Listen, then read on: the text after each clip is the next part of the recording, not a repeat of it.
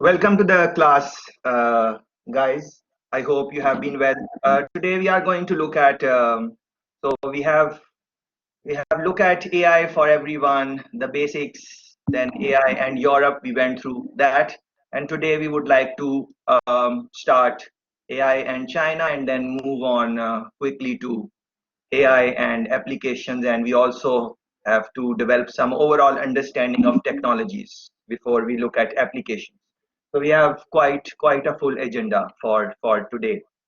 All right.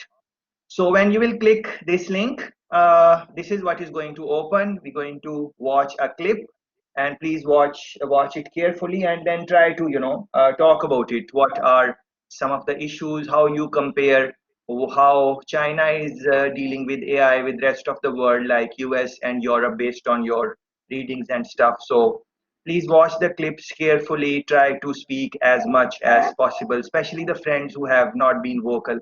I would really appreciate if you guys can put in your 2 cents, please. Yeah.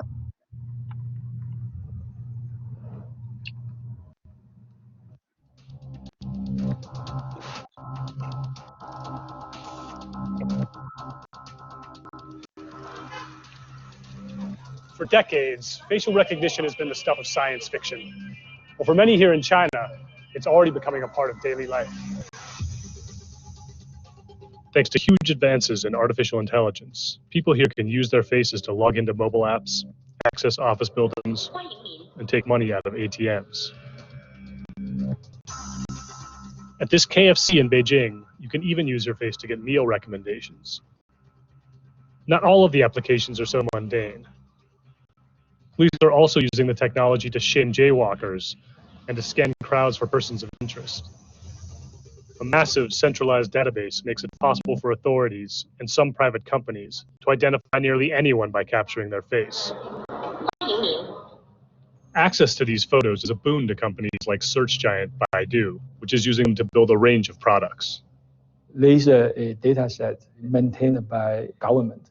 Basically means that for almost everyone who has the ID, or everyone over 18 years old, the government will have your face in the database. Some worry this technology could lead to serious invasions of privacy and make it easier for authorities to track political dissidents. But others see it as a powerful tool for public safety. Not only helps to track criminals, it also helps find missing people. So it's good for the society. Facial recognition algorithms are growing exponentially faster and more powerful, thanks to a new technology called deep learning that allows computers to mimic the human brain's ability to learn. That means they can now compensate for problems like low light and bad angles. They can also adjust for age, making it possible to identify adults from their childhood pictures. So how does it work? Using complex algorithms, facial recognition systems start out by identifying all the faces in a given image. For each face, the algorithm measures out key data points, like the distance between the eyes or the color of the skin. They then use those measurements to create a template that can be compared against other templates in a facial database. The more data they have, the better these systems do. Hundreds of millions of social media users here upload photos every day under terms of service that basically allow tech companies to do what they want with the images. Add a vast network of surveillance cameras, and China has lots of data to feed its algorithms. There are 170 million surveillance cameras installed in China, including more than a dozen on this stretch of road behind Beijing's Forbidden City. Analysts say China plans to install 450 million new surveillance cameras by the year 2020. The massive market represented by those cameras has attracted interest from established companies and startups alike. At one facial recognition startup, SenseTime, employees' faces are scanned at the door. Inside, the company displays a system that serves up advertisements based on a person's age and gender. And a Nikon. I do like photography. Not unlike the ads in a certain Tom Cruise movie. You could use a Guinness right about now. The company also sells more serious tools, capable of tracking both people and objects. This is a live feed recorded by this camera. It recognizes different attributes of people, a car, or bicycles. This is actually very useful for the police department to extract information from the videos. Basically, it makes the video searchable. Besides having access to reams of data, companies like SenseTime also benefit from China's relatively casual attitude towards privacy. In a country accustomed to government snooping, many are willing to have their faces scanned for the sake of convenience. A bigger concern is that the systems could be tricked or hacked using fake faces. Critics note that a hacked password can be changed, but everyone has just one face. If the rectangle is green, that means it is a live people. And if the rectangle is red, it is a attack or hack, actually. When our systems first go online, we do suffer from a huge volume of a huge amount of hack. But by collecting sufficient hack data, I think the machine can tell whether it is a hack behavior or it is a true person. Facial recognition is just one of several branches of artificial intelligence technologies that have already started to redefine what's possible in China and elsewhere. And of course, just like any technology, it's susceptible to abuse. You have a very advanced tool, so you could use it to do good things and you could use it to do bad things, but the key is the way you choose.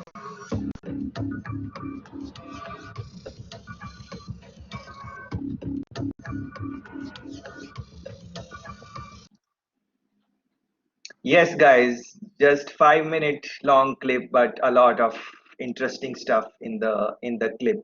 What are your thoughts as you are watching this? How do you view this as people coming from outside of China? What are your reservations? What are the good things in it? What are the bad things? Try to link it with previous discussions. We had a lot of interesting pointers in the three days. Try to link it with them. Please go ahead, give your views. I just want to mention that at the end of this video, they showed where we are looking at when we look at the screen. So they see the face and they really see what we are focusing on the screen. So now, for example, when I see you in the camera and I would know your screen, I would know what you are looking at. That's insane. That's very interesting, and it has another dimension also. Like if you get a lot of data on that in a market, in a segment of people, then you can also tailor your website in a better way, meaning that you would know that when people open a website, this is where they look. Do they look it on the top right, top left, bottom right, bottom left, in the middle? Are they looking at bold stuff? Are they looking at picture first? What are they really looking at? So in terms of advertisement and all of those things, you can link it with media and journalism also. You can quickly do an exercise. Just open any random web page. Just go in Google and run some search and open a random web page and see where your eye goes. Please do this exercise. So please open any page of your choice which is new to you. It should be something new. So go on Google, just type something ABC, just run a search ABCD XYZ, just do that, and then open a random page and then see where your eyes go. Is it going on bold stuff? Is it going on some picture? Where it is going? Yeah. So that type of information can also be captured, and if you will do it multiple times, like let's say you do it 100 times, you will know a pattern for yourself. Okay, we use cookies on our site. All right, that's yeah. So if you do it like 100 times or 50 times, you will know a pattern, tendency. Middle of the screen seems like a good bet. Yeah, some people are looking at middle, some people are looking at at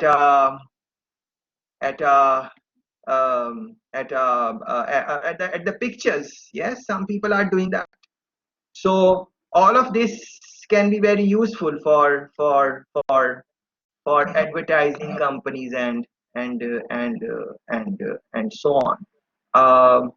But anyways, let's come back to China. As you are watching this clip again, what is coming in your mind, please?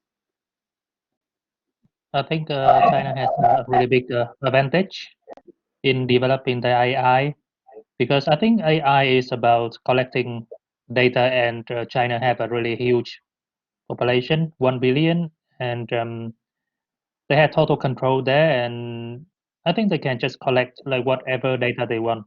They don't need to care much about the laws and ethics like much yet.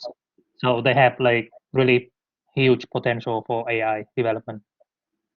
Good to have you back. We missed you and Israfil, of course, yesterday and the day before yesterday.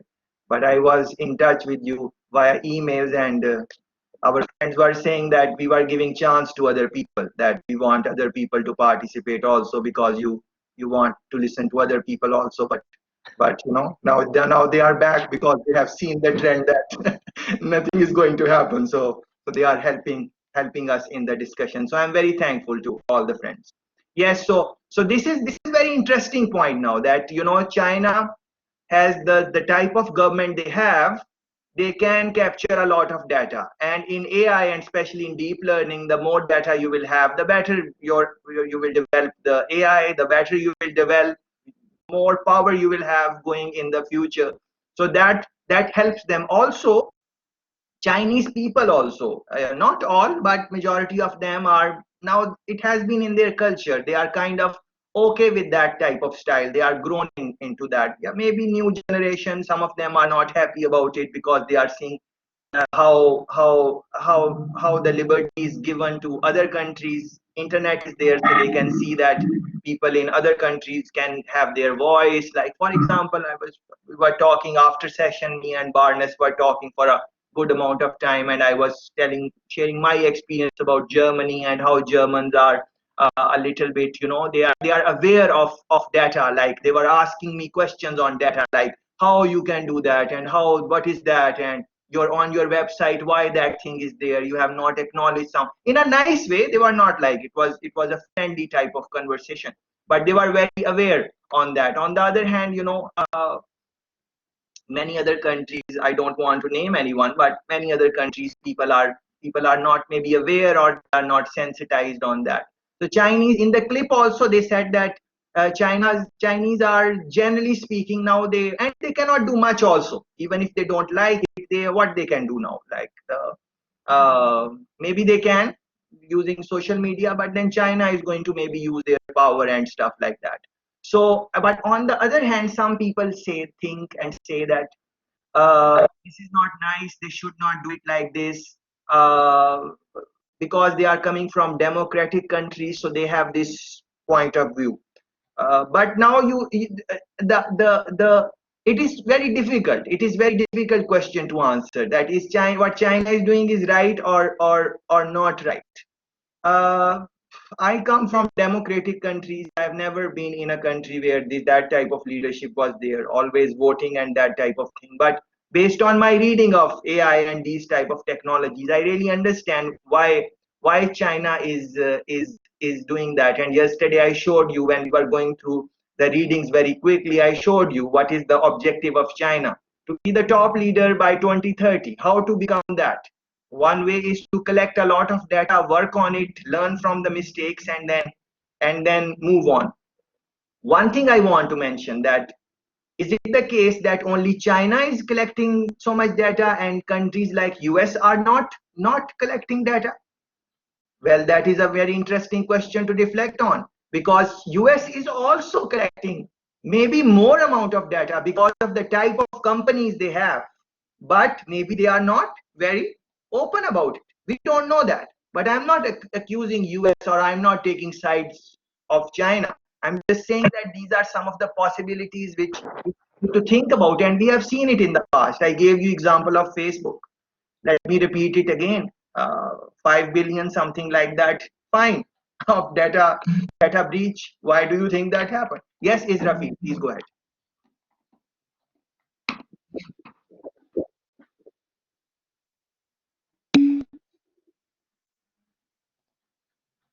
I think we cannot hear you, and we are not very good in lip reading.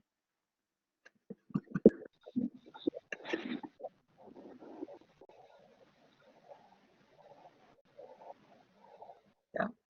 So think about think about these things as Israfil is looking into his system. Anyone else want to make some comment? Yes, Mai. Welcome. Hi everybody. So Hi. about China, I guess they has as you were saying, I guess China has bigger data than the USA because one of the main thing I see about Chinese people is that they are really believe in the governments and they're willing to share their information to the government and the Chinese people has the economies that they build on Chinese product only. That's why they have a lot of bigger data than the USA. If you say, and more, I don't know if the Facebooks also share the data with the governments. I don't think so. So that's why the the ecosystem in the USA is not the same as in China. That's what I want to say. Yeah, thank you, and we welcome you in the discussion. How are you? How are you feeling now? I think you are not I'm still very well. having quite a headache, but it's okay. Okay. Welcome to the session, and thank you very much for the comments. Very interesting things Mai has mentioned. The ecosystem is definitely different, so we definitely need to think about that and sharing of data, which companies would, and then maybe that's why China has not allowed some companies to work in their country. But same is the case with US also. We need to be very balanced about it. No need to take side of US or China. We need to as a student of technologies, as a student of AI, we need to think. We need to understand both sides. That is important for us. And once we have, and then we have to read a lot to really understand. Uh, if we have not read a lot and really gone in depth about why these countries are doing collecting data like this, I think it is unfair to finalize an opinion that US side is correct or Chinese side is correct, because it also depends on the end result. Let's say after 10 years, if China is the new superpower because of the things they are doing, then of course their strategy has worked, so they did something right. On the other hand, we have seen that Europe is clearly lagging in so many aspects. If you we went through, I highlighted some of the things from the readings yesterday, but if you will read those things in detail, you will know that the funding is very different. The amount of funding is very different. The amount of research is different. The agenda is different. Different countries are working on different things. So all of these things, when you combine them, it becomes a very interesting story. And just to balance the thing, us us also ban countries. If China ban companies, if China ban, please run a Google search, Hawaii, Hawaii, something like that. So in US, what happened in US, I think um, they arrested or deported the top official. I think they have something to do with 5G or something like that. And please run a Google search, USA, Hawaii, arrest top official, and you'll see what I'm referring to. Yes, anyone else? Please go ahead.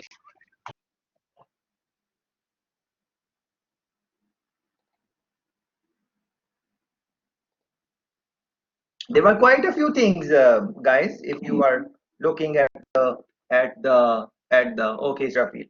There, yes, Ronnie, please go ahead. Just what Tang was saying, that they are actually banning TikTok at the moment. Either that or they are kind of forcing TikTok to sell the US part to Microsoft or some other company, I believe. What are they selling? I did not get it. TikTok, you know, the company, Yes, yes. the Okay, video all right. application. Yeah, that's the newest Yes, thing. And yes. Huawei had a lot of trouble in Europe as well, I believe. It wasn't just US, right? But it's not banned in Europe, but I believe there were some issues with it, at least Yes, France and other countries. yes, yes. Very interesting Yeah. point. Please think about that. And if you are listening to the clip carefully, they were saying that, of course, people upload pictures on internet and stuff. And in China, they upload on the conditions that the companies can use that data. So it is in the fine print. So by law they are authorized, but people are going to post pictures and stuff anyways because they want to share and stuff. uh, so that is also very, very interesting. And Chinese population it's a big population. um, and also, as I mentioned, I think in one of the earlier sessions, that it's not just about facial recognition. I was talking about object recognition, and face is one of the objects, if you want to think like that. But it is up to you how you would want to.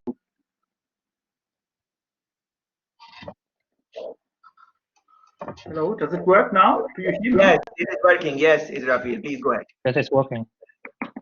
Okay, great. Yeah, although you advanced in the discussion, what I wanted to contribute, or what I wanted to add is, I think when you talk about China, and even without comparing to the US, or we can compare it later to the US, I think what you have to think about and talk about is that the potential and the actual misuse of AI, because I think yeah, China has a total different political situation than the US, and when China is caring about human rights or freedom of press and freedom of opinion, especially when we're looking at Hong Kong or at the situation of the Uyghurs in Xinjiang. I think one can still say, okay, the US is still collecting and they can do the same things, but China does it. Okay, it's not that China can do, but they do it, and they do it very openly and with a lot of self-esteem. And what I always think about is states and regimes, just like people, they have secrets. Okay, so one part of stuff I do openly, and then there's another level of things that I do secretly. And in the US, we all know Snowden. He brought up all the stuff that the US was doing secretly. So what I think is and we can compare this secret stuff to what the US is doing openly, yeah, all the companies and stuff. And I think the next thing that we would have to think about is if China is doing all this stuff very openly and with self-esteem and with not acting like there's any problem, what might they do secretly? Yeah, I think that's and I think the big difference between China and the US in the matter of regimes is that in the US you have a democratic system, you can control the government, you can vote them out in a few years. In China you don't have this opportunity. They are there. Okay, so you can't control it, you can't balance their power and the opportunities. Very interesting. Thank you for the comments. And see, how many dimensions are there in the world of AI. So anyone who is interested in politics, governance, those type of things, they can start their niche in this area. The question, this can form a PhD dissertation question. research problem which Israfil has raised. You can do your PhD on that and compare what is happening, what China is openly doing and what they are hiding, what they might be hiding, and compare it with US, and there you go. So it is very interesting, very interesting. So please think about. Yes, Anton, please go ahead.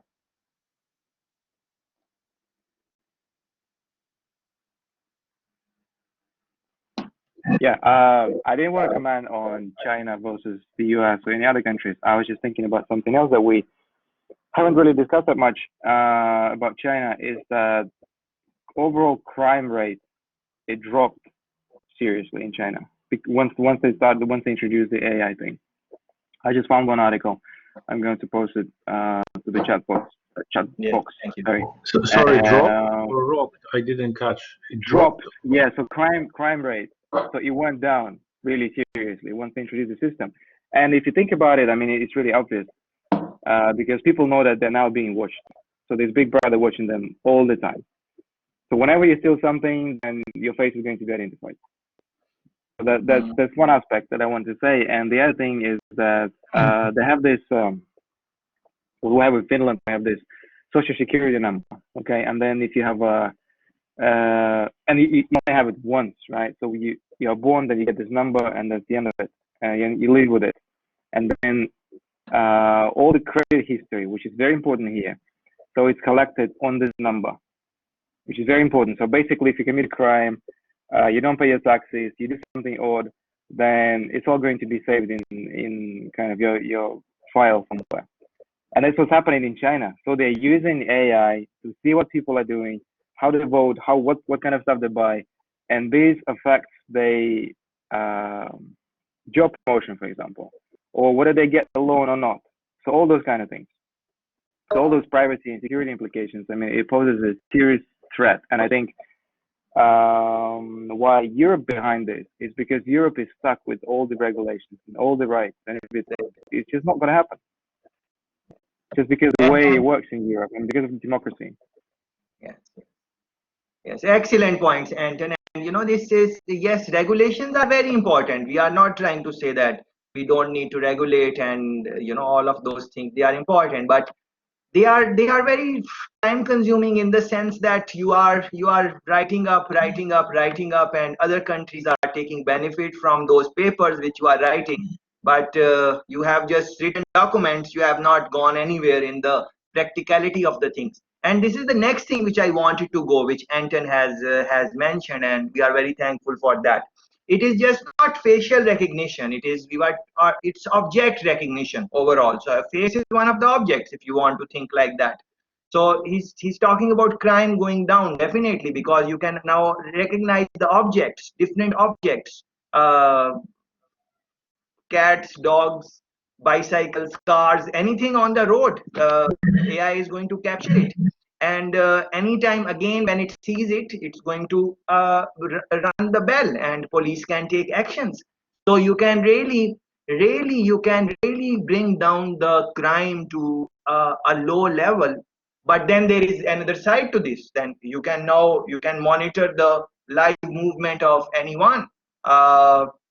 Your political opponents, people you don't like, people you want to catch doing something wrong, because everyone is going to do something wrong. If I have that technology and I don't like someone and I just start watching them, let's see, they're going to let them make some mistake and I just catch them. So and then I have the proof, so no one can. So that type of surveillance, and what type of emotional and psychological stress that can bring. Now this is again a different field in AI. You can start thinking about that if you are interested.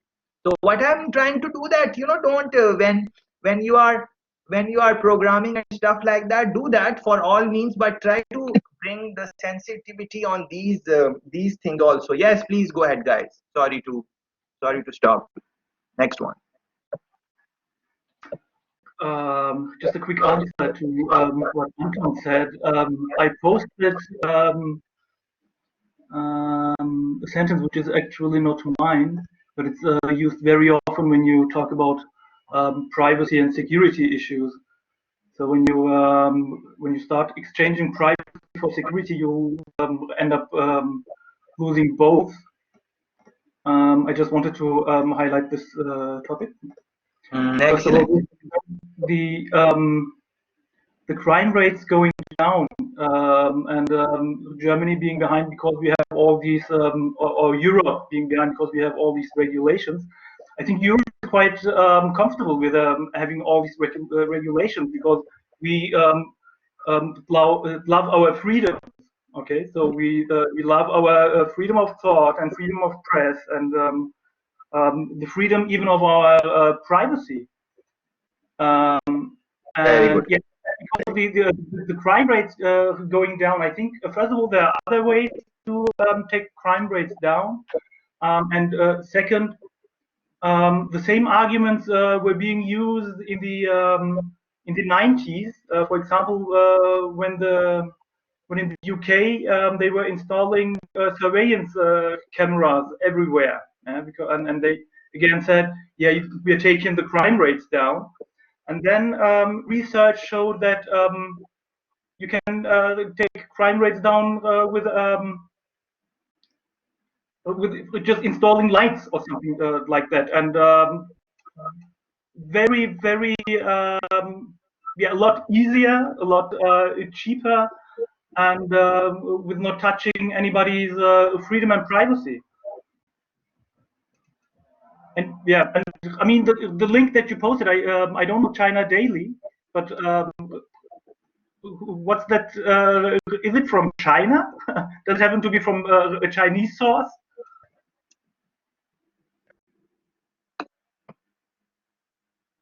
Yeah, so thanks for that excellent comment, Israfil. I think that is the key, I think, based on what I was trying to talk in that. Although I did not think about that at all, but now as I'm reflecting on this, I think that is the key point, that what is the objective you are trying to achieve. If in Europe, at the end of the day, people might be more happier because they have freedom of speech, because they like their government, because they appreciate that other countries are collecting data in this way and our government is not doing it like this. We are okay with the type of AI we have. They will have some type of AI. It is not that they won't have anything. They might not be the world leaders in that. They might be leaders in something else. So there are other things also in life. For example, there are indexes. I showed you artificial intelligence index, but there are other index also. Happiness index, which are, please run a Google search. Please run 2020-2019 happiness index, and please see which are the countries on the top. What a beautiful point Israfil has made. Very nice. Yeah. So those countries are you. I don't think you are going to see China on the top 3 or 4 or 5. I doubt that. I would have to check. So, but please run a search on this 2019-2020 happiness index. Yeah, these are international indexes. So you will see maybe Scandinavian countries where there are rights, where there are people have job securities. People can do what they want to do the way they want to do. They have maybe those are the countries which have access to most countries without getting visa. There are countries, yeah. So it all, and it is linked with the previous questions which you guys have raised. Where we need to stop? Where should we stop? Where is the end? We can, yes, you can go on and go on and go on. It is just like work. You can work. Where you are going to stop? So everyone is different on that. So very interesting point. Although this is as a side note of the discussion, but that is the key. What is the objective? But so for everything there will be a cost. What China is doing, they might become the world leader. Most likely they will in artificial intelligence, but maybe not, because US will try their best that they become the leaders. So we don't know what is going to happen. It is, and maybe some other countries also going to come in this game. And maybe it won't be a European country, but China might pay some cost, and there might be some other benefits for some of the other European countries who are not collecting data like this. But then the point is that that in the world you need to be, you need power. These countries need power. The country which has, if the government is powerful, if you are coming from a country which is powerful, you are a citizen of United States of America, and you are in a developing country, you are treated very differently. On the airport, if police stop you in a developing country and you say, I am from United States of America, in your American accent, and you are in some developing country, and you are speaking English, and those people are looking up to you, what do you think they are going to put you in? Okay, all right, let him go, man, he's from. And if they stop you, then US embassy is going to pressurize you. Why you stop our citizen? You have no right, this is our citizen. Or have not you seen that in the world? Just run a Google search if you are not familiar with that. So what is that? So if you are a citizen of, let's say, no disrespect to smaller countries, no disrespect, but I'm just trying to make a case. You are from Bangladesh and you are in US. How if police stop you and you say I'm from Bangladesh? No disrespect to Bangladesh. I love the country. How they are going to treat you? On the other hand, if you are a US citizen and you are in Bangladesh, how they are going to treat you? Yes, we say that the world is equal and everything, but that is for classroom discussions, and those in the real world, nothing like that. So now the country need to decide. No, you are not from Bangladesh.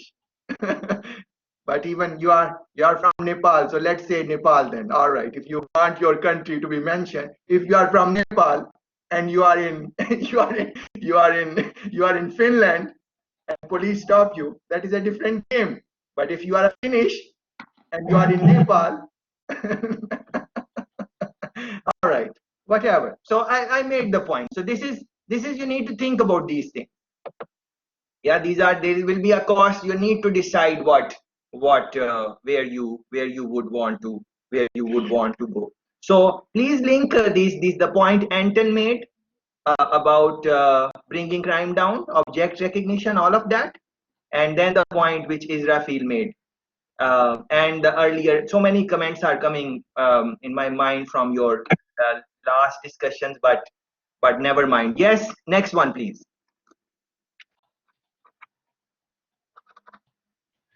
So I would like to comment on Anton's previous comment, and I don't know if you know this series Black Mirror. I really recommend, and actually there are many elements of this AI, and the whole idea of those episodes. Every episode is about different topic, and it shows how in the future, in real life, the technology can influence our life and affect it. And the title Black Mirror means that the stories are not maybe too optimistic, but one of them is about a woman who collect points, and I will now share the link. And it shows that I will not spam it for you, but it's a really good example of how a citizen who is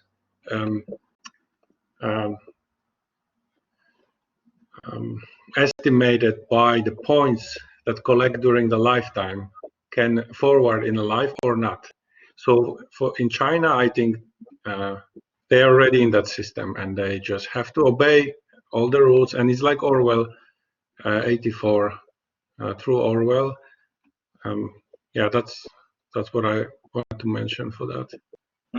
Excellent point. You need to think about that also. Please, guys, all these postings made in the chat, please look into those links and those things. They are very important, and because people are sharing their knowledge, what they have in the chat. So please go through that. Because of the time, I can't go through them and talk about them, but they are there. So please look into them. Yes, next one, please. I think it's me. Yeah. No, just a small comment. Like US is collecting a lot of information. They're talking about okay, if they collect a lot of information, we can protect better our citizens. But they fail always when there is a terrorist attack. They never are in the right moment, the police. So I don't know what actually they are doing with the data. So think about it. That is my comment. Yeah, I thanks. just quickly comment on this because yeah, we might feel like that, but we don't know again how many maybe they prevented. We don't know that. Yeah. So that's something. That's the data is like we just see the if there is something really bad, really something happening that it goes to media, but how many times they are able to prevent something and all the countries for their benefit. I we don't know. that. I think it's difficult for me to believe that statement because this government, which has a propaganda of espionage and spying, they should say, okay, we have stopped 70% of all the attacks, so let's carry on collecting data. So this would be a, how can I say, an alibi for them to carry on with their practices. But it's only my opinion, of course. Maybe you are right.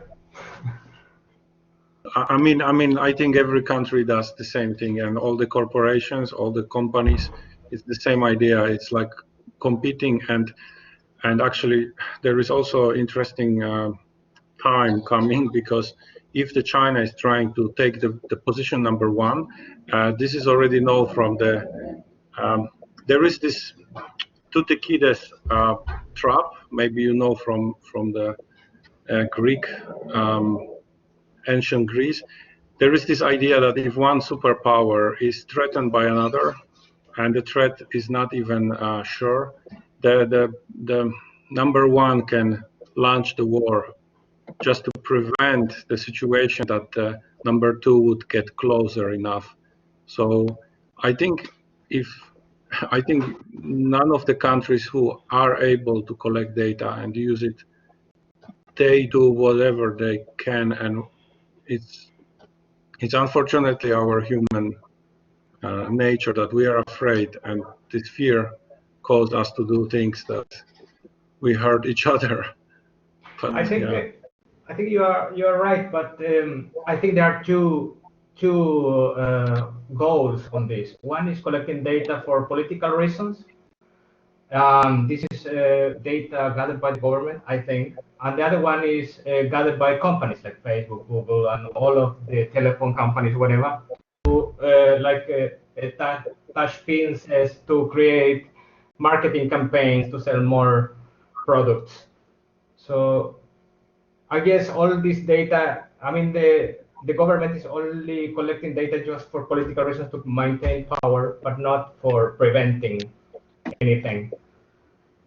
I would say like one thing that if I was a CEO of a company that was a startup 2 years ago and now it grew and the startup is collecting data and I own it and I live in let's say US, but it can be no, it doesn't matter, but let's say US, I think someone would knock to my door and say that, hey, you can continue your business, but there are certain requests that we would like to have. Like we would like to have some data from you, and you can continue your business. I don't think these corporations are independent of the. I think it's they call. I'm pretty sure. It's my opinion, but I think. Yeah, no, I agree with that. I agree with that. I know, or maybe I heard from some source that, like the U.S. government, if they require, they can collect all the data from the servers of Microsoft or Google if it's something going on, like a war situation or whatever. So I guess, of course, they are not independent, for sure. Like they are not free to keep their data, even though they promise us that the data is confidential and nobody can touch it. But for example, I was working in a company, in a corporate, and I talked to the security people, like the anti-hackers, and they told me like every day they got hacks. O sea, not hacks, but they got surveillance from someone or some people, and they don't know who are they, but they can recognize certain times of the day they were there in the company, and they couldn't um, kind of, how can I say, stop them. They have a very advanced software or whatever, and they believe that either were maybe Russia or NSA, because they say to me like NSA have the most advanced software to pass through any firewall, any antivirus or whatever. And we know like the case of Intel, the chips, they have a vulnerability, so then you can get access to any laptop through these both faulty chips, and nobody can do anything about it. And these are ideas of planned by governments. They think, okay, let's create chips that make the people vulnerable to leak information, so we can control what's going on. But of course, they don't say it. I mean, and they don't use this information for little attacks or terrorism or control small robberies.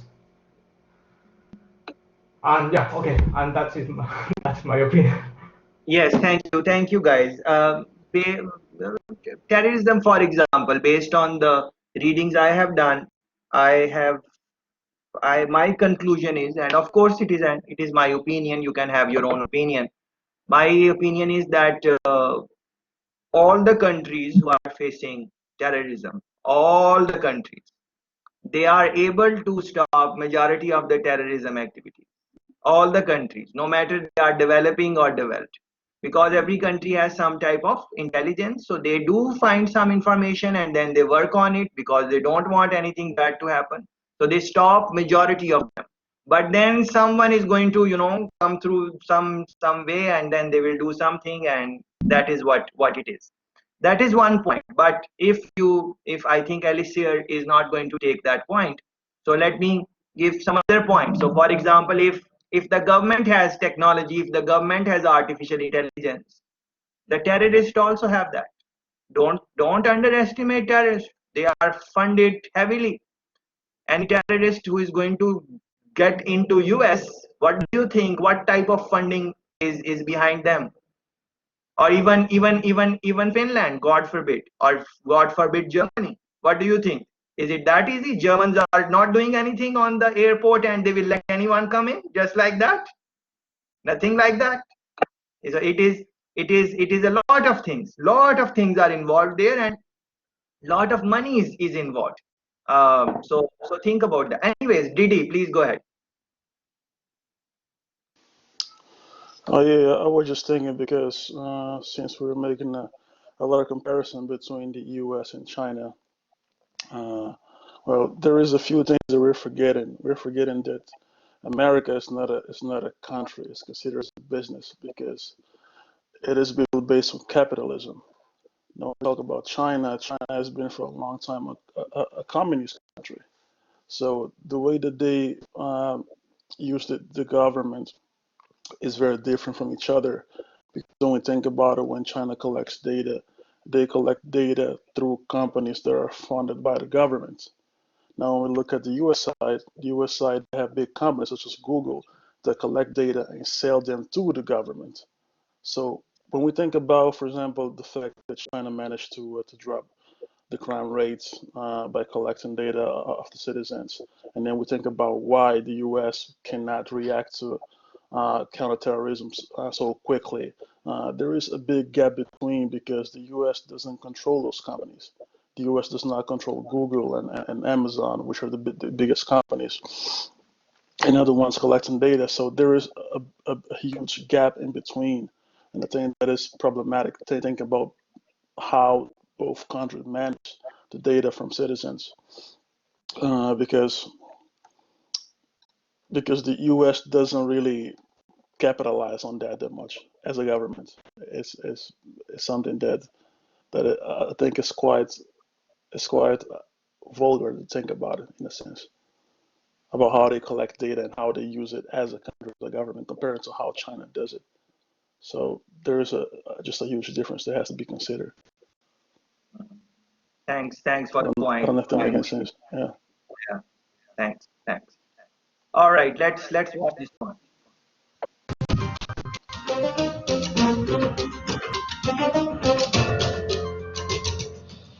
They're constantly monitored by facial recognition cameras that are able to instantly put a face to a name. Now, the Chinese are also ranked, given a mark out of a possible 950 points. A score in the 700s is considered good. Around the 500 mark is not. For now, the number is a sort of bank credit rating, keeping track of everyone's spending habits. I think being ranked is a good thing. A society has to have rules. It forces us to be well behaved. It may seem scary, but it's just like that here. We're used to it, and anyway, we don't have a choice. But in an effort to keep all of its subjects in line, Beijing is taking the system a step further in 2020. It's aggregating data gathered by banks, private companies, and the state to rate if someone's a good or bad citizen. By using the most data possible, the so-called big data, the system will play an important role in rebuilding a moral society. The state will go over every detail of a person's life with a fine-tooth comb: their financial situation, spending habits, career, even behavior on social media. Criticizing the government online or displaying outward signs of wealth is a no-no. On the other hand, joining the party or giving blood increases your social credit. Zhao Wenwang is a model citizen. She lives in Nanjing, a testing ground for social ranking. Married with a child, she has a job in a retirement home, no debts, and she wouldn't dream of jaywalking. As a good citizen, I respect the rules of the road. If I didn't, I'd lose points on my social credit. In theory, everything can be taken into account in the social score, even the most innocuous errands like supermarket shopping. When Xiaowen Wang makes an electronic payment, her purchases tell the state a lot about her. Buying cigarettes would count against her. On the other hand, nappies show she's an attentive mother. Beer could indicate alcoholism. She'd be better off buying water. In this pilot city of 8 million people, there are only 18,000 model citizens. For Xiaowen Wang, there are perks to be had, such as paying half price for the bus. I get discounts for all public services, even at museums. And the library is free for me, thanks to my score.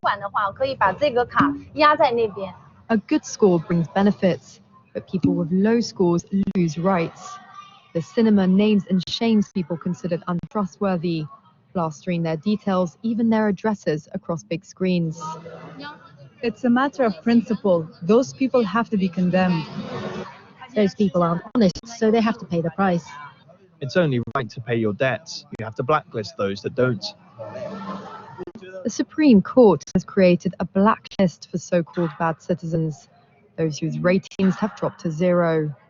On it are companies, but also 23 million people to date.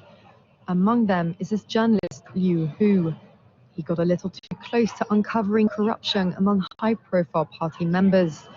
After being sued for defamation by the subject of a story he'd written, he was blacklisted. He only realized when he tried to buy a train ticket and was told he was banned from traveling. That tells me I'm still on the blacklist. Punished because he's been branded untrustworthy by the state.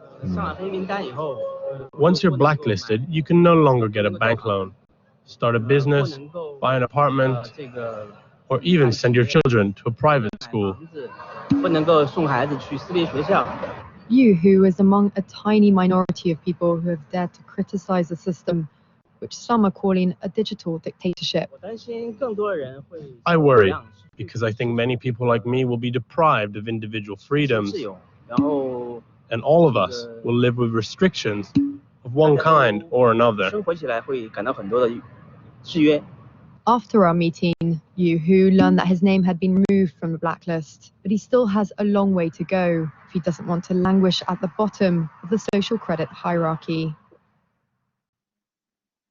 Yes, so this one touches some of the good. There are some good things which you can accomplish by doing this.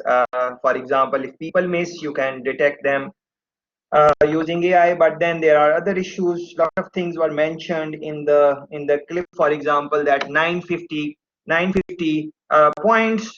Are you a good citizen or bad citizen? If you are giving blood, you are a good citizen. If you are buying alcohol, cigarettes, other type of drugs, you are definitely a bad citizen. And then it can track your spending habits. What are the things people are buying? What are the things they are not buying? All of that thing. Eventually trying to create a moral society and ethical society, all of that. And then another thing, if someone is a bad citizen, you shame them, you put their pictures on big billboards, you tell everyone that they are not trustworthy. That type of debate. Very interesting points to look at, and link it with the last video also which we saw. Chinese government is in the last one, they said that 450 million new surveillance cameras. They already have a lot, but they are adding 450 million new ones. And in the last clip from the facial recognition, they were talking about detecting people's age, of course gender, and other things will just keep on adding. For example, are they under the influence of any drug? Are they sober right now or not? Artificial intelligence, they are developing things on that looking at the face you can have a decent analysis of that. But of course those technologies are not 100%, so some human police officer would have to come and see what is what. But now of course many people are not going to like that, China maybe should not do that. But that is the everything has a price, and this is a price if you want to capture a lot of data. But anyways, Arjun, go ahead. Yeah, I just want to share my thoughts on this. I feel like, of course, there will be a higher productivity and efficiency for a government. But I see this in a sense like, let's say, since like you're in a pig farm, for example. I feel like even though you are getting all these benefits, discounts, but you are still in a box. No matter how good you are, you will not you don't have your own freedom of expression. You don't think, you cannot think and behave in your own way. So however good citizen you are always you be in the case. So it's like let's say I'm doing a poultry farming or cattle farming. I might categorize these cattle in a different category. Some are good cattle, some are bad cattle, and some are behaving bad.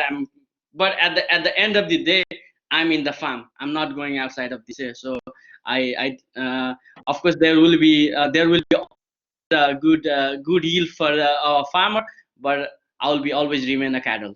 That's my metaphor. I don't want to be a cattle at the end of the day.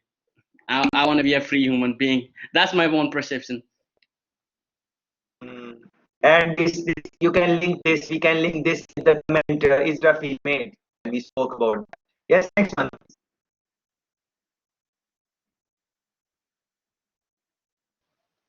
It's my turn. Hello. So one thing is what I want to talk about is that traffic insurance frauds that has been happening years ago. So I guess this is a way to get rid of it. The AI following and keeping it in check. And that thing about finding out about corruption in the video was kinda weird. And what if you would plead for it that I haven't done anything wrong, this is what I found? Is the whole government so corrupted that even the police is corrupted to the extent that you cannot plead to anyone? Where goes the line? Will there be a justice system that actually follows it, or is it just fully corrupted in China? I don't know. This is just a question that came up, if anyone can answer it. We should not try to judge China harshly. We don't know. We don't know what are the things they are working on. Even in any country. Look at any developing country. A new government comes in. They have so many promises. They say in democratic country, they say we will do this, that. But when they come in the power, then they understand what are the challenges they are working against.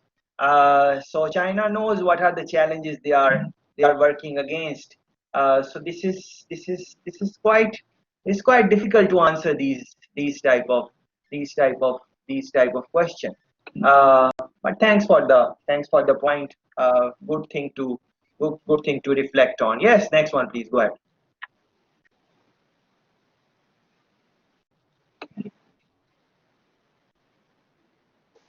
Yeah, I guess it's me, right? Yeah. Please So go ahead. yeah, now we're saying because because one of the reasons why China has or why Chinese people relate to this way to government collecting data.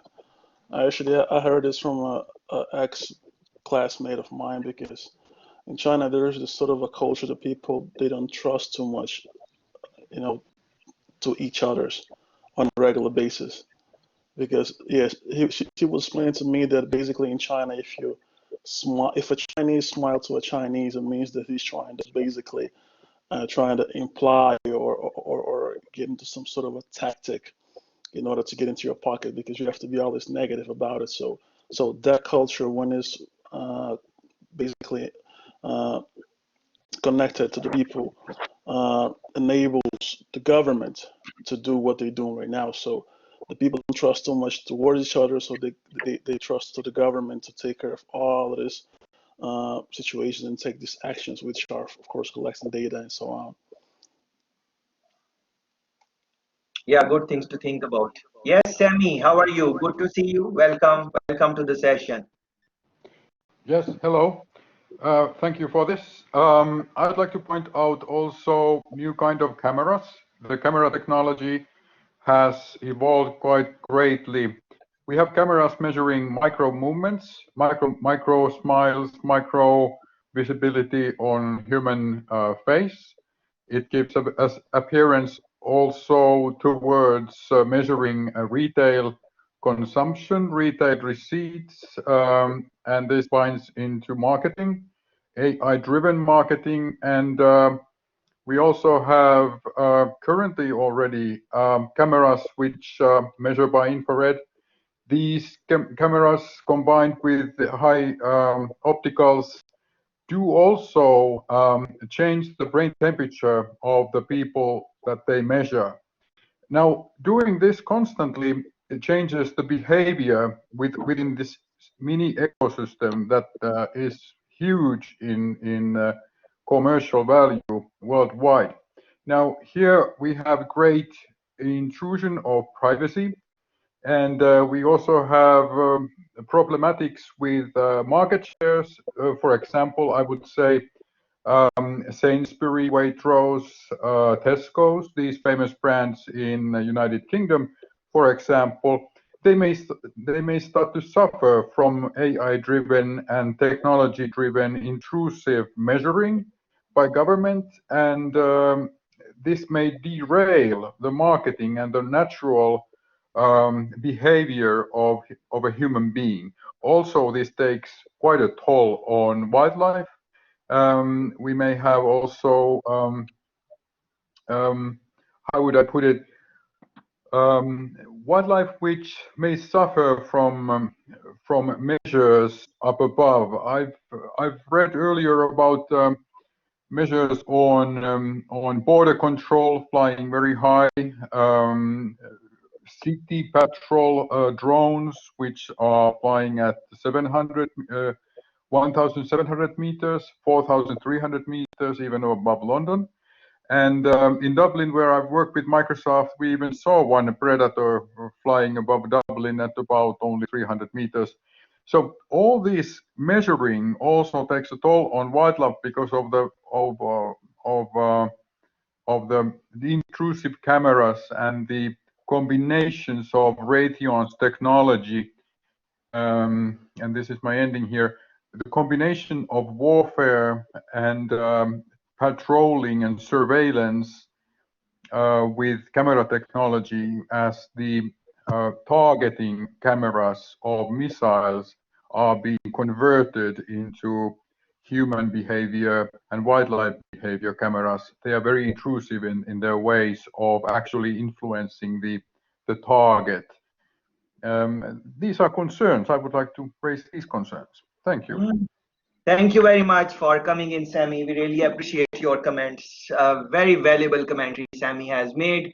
Please reflect on that. He's talking about technologies like camera. So we need to think about technologies because AI is going to work on some type of technology, and he has very nicely explained us that what type of advancements are there in terms of cameras. And we already spoke about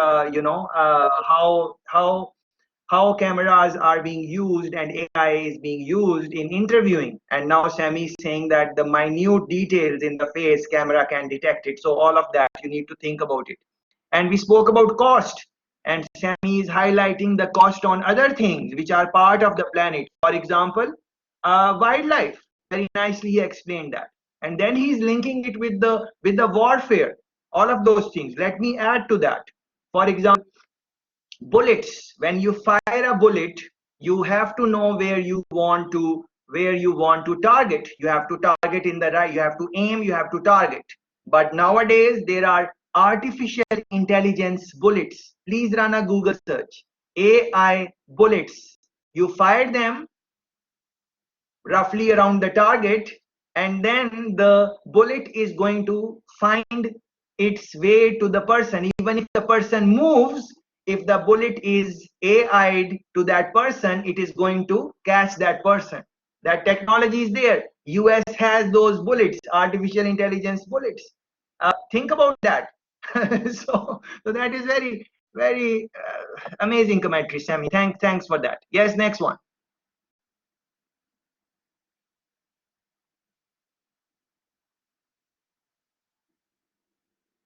Zin Chang, welcome to the conversation. Yes, hello everyone. So sorry I don't have a camera on my desktop. Yeah, I'm from China. So I want to explain. Let me explain, please. So the credit system is from Alipay. Do you heard of Alibaba? So Alipay is like e-wallets. So people put their salaries to the Alipay, and you can pay your electricity and water and phones from there, and you can also do investment. So you can also use it as a credit card, so you don't have to run to the bank and doing a lot of paperwork and talk to someone, to the manager. So yeah, that's the credit system. It's not about bad behavior like smoking or drinking beer, because I do both. So yeah. And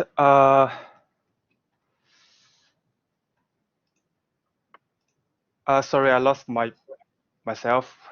That is okay, no problem. Let me take in here because I totally agree with the sentiment of our Chinese friend and my other friends from China. I understand what is happening. So if you guys remember, there was some post and Israfil asked where that post is coming from, who is the author, which country they are coming from. So you need to be mindful of that. The documentaries we are watching, they are made by which countries, which channels are making them, who is funding those channels. The news we are consuming, who is funding those channels? We don't know them. We will have to really search, dig deep, that when we are listening to a story from BBC, How much money US has paid BBC? Nothing against BBC. I'm just taking a name, or any other company, Al Jazeera or any other company. Who are the financiers who are giving them the money that put these type of words in the documentary? So you need to. That is why that balanced approach is extremely important. And thank you very much for coming in. As you have explained that it is not literally like that. The words they were using, it is under, and we understand that. Oh yeah, thank you. I remembered what I want to say. Can I continue? Yes, please.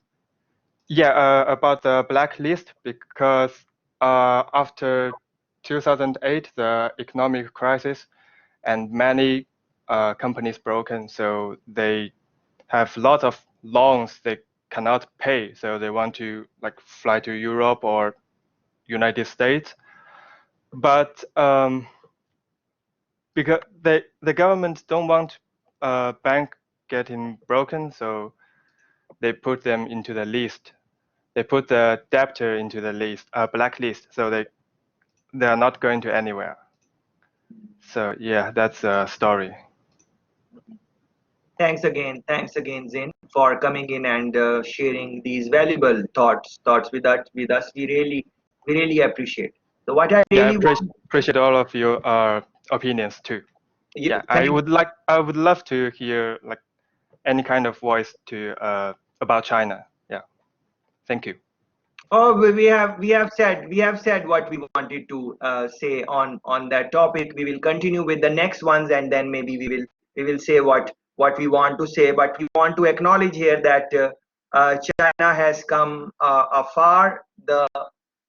Personally speaking, if you guys ask me, I think they are doing amazing things. It is just the nature of AI that they have to collect data, and this is how they are collecting it. What I really want to say to all friends in the room is that openness. We have spoken about that, being open. So it is high time that we should have some friends who are Chinese, who are coming from those origins, because the information which we consume online, internet, they are most of the time they are funded by US, the famous ones.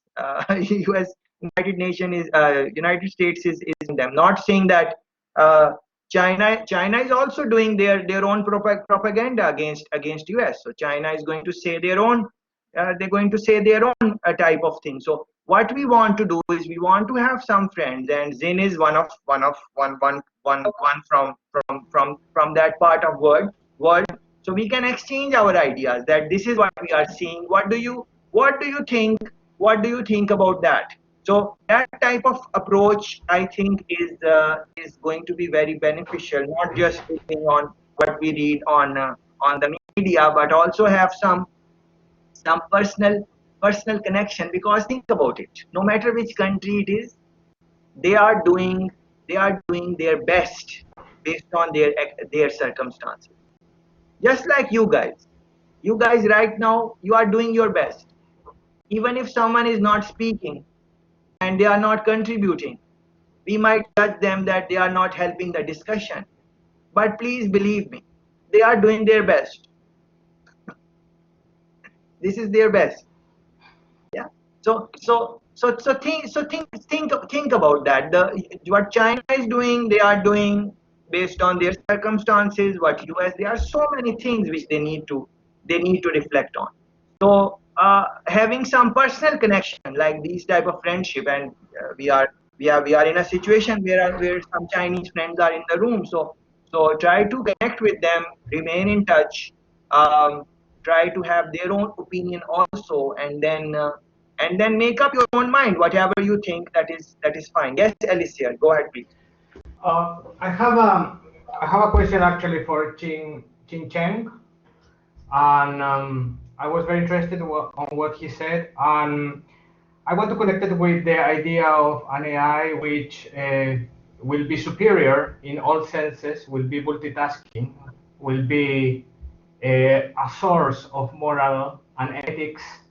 So when are like an oracle in a way. Like if we have a problem, we can ask this AI. This AI will decide if a person is guilty or not. So when it happened that, what is his? I mean, speaking scientifically only, nothing personal against China or US or whatever country. What would he think about Chinese government? Like, let's say this AI decide the Chinese administration is not that great. Would the Chinese leaders, do you think, will surrender to this AI or will try to control the AI in the end? Very interesting point to reflect on, but I'm not sure if Zin would be able to, answer that type of question on behalf of his country. Okay. But if he wants to, please go ahead. It is up to him. If he want to take the question, he can. If he want to leave it, no problem. Sorry, I didn't get the question clearly. Okay. Maybe I write you. I will write it in the chat, so maybe you can read it and Beautiful. understand Yes. it So you better. guys can. Yes, that would be Yeah, I better. would. If please ensure that we don't say anything against any country. No. I'm sure no one will, but I'm just saying that this game is This is not political. I'm not political. I'm just scientific. Yes. Okay. To make it clear. I'll try my best.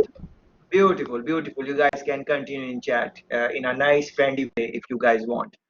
So let me continue with that. I would like to talk about education and how China is in a fantastic way they are using AI. That is the way I look at it. I think that is a fantastic way. But when you will watch the clip, maybe you will not agree with that. Maybe you will think that no, that is not the right way to use it. But that is, and we can talk briefly about that also.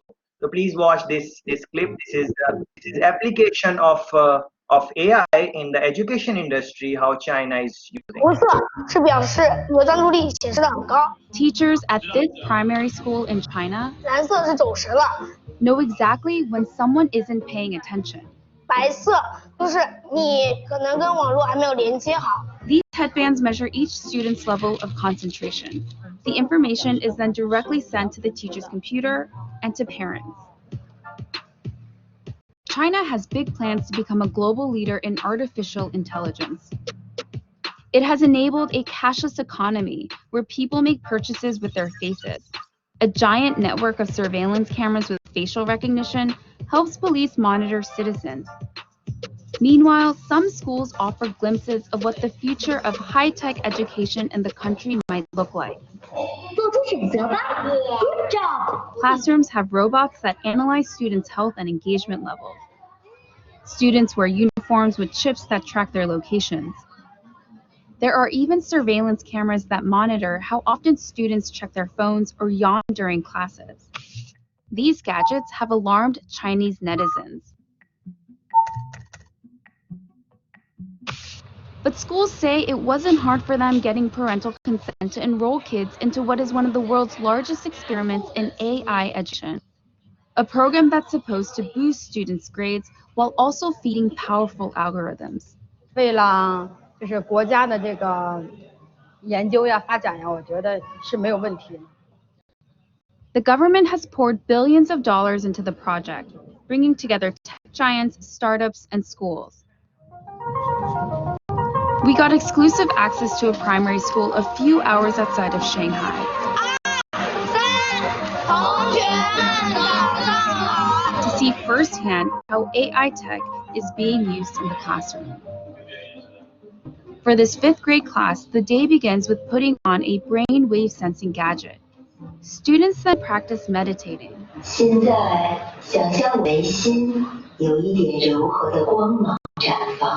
The device is made in China and has 3 electrodes, 2 behind the ears and 1 on the forehead.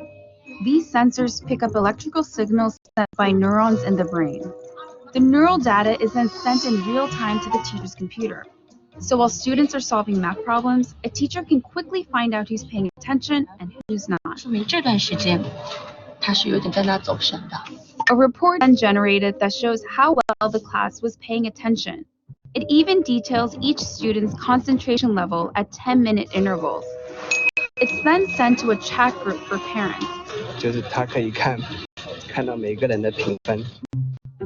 The reports are detailed, but whether these devices really work and what they exactly measure isn't as clear.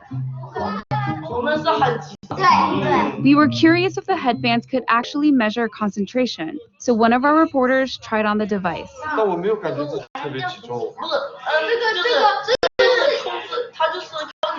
This is a new technology with still fairly little research behind it. Theodore Zanto is a neuroscientist at the University of California, San Francisco. He was surprised to learn that this test, called electroencephalography, also known as EEG, is being used in the classroom on children. It's usually used by doctors in hospitals and labs. EEG is very susceptible to artifacts, and so if you are itchy or just a little fidgety, or the EEG wasn't set up properly so that the electrodes didn't have a good contact, affects the signal. Despite the chances of false readings, teachers told us the headbands have forced students to become more disciplined. 上课回答我的问题，就是他们的声音会比平常更响亮。 Teachers say the students now pay better attention during class, and that has made them study harder and achieve higher scores. 上课认真听讲，作业做的基本上是全对的。 But not all students are as enthusiastic. 就是这基本上是脑筋空，我感觉这里有个硬的。 This fifth grader, whom we caught dozing off in class, told us his parents punish him for low attention scores. And that kind of data adds a new kind of pressure for students. 想啊，如果在一次考试全班人都考了95分以上，就你考了一个85，你会不会感觉你有一种Companies we interviewed said the data can go to government-funded research projects. We spoke to parents who were unclear about where the data ended up, and they didn't seem to care too much. Zantos says there's likely no privacy protection at all. In a classroom, if you're trying to make an assessment of an individual student, you really can't anonymize it. Experts and citizens alike are sounding alarms about various aspects of the country's huge push into artificial intelligence. These classrooms are laboratories for future generations. And while these new tools may potentially help some 200 million students raise their grades, just how this all works out won't be apparent until they become adult citizens.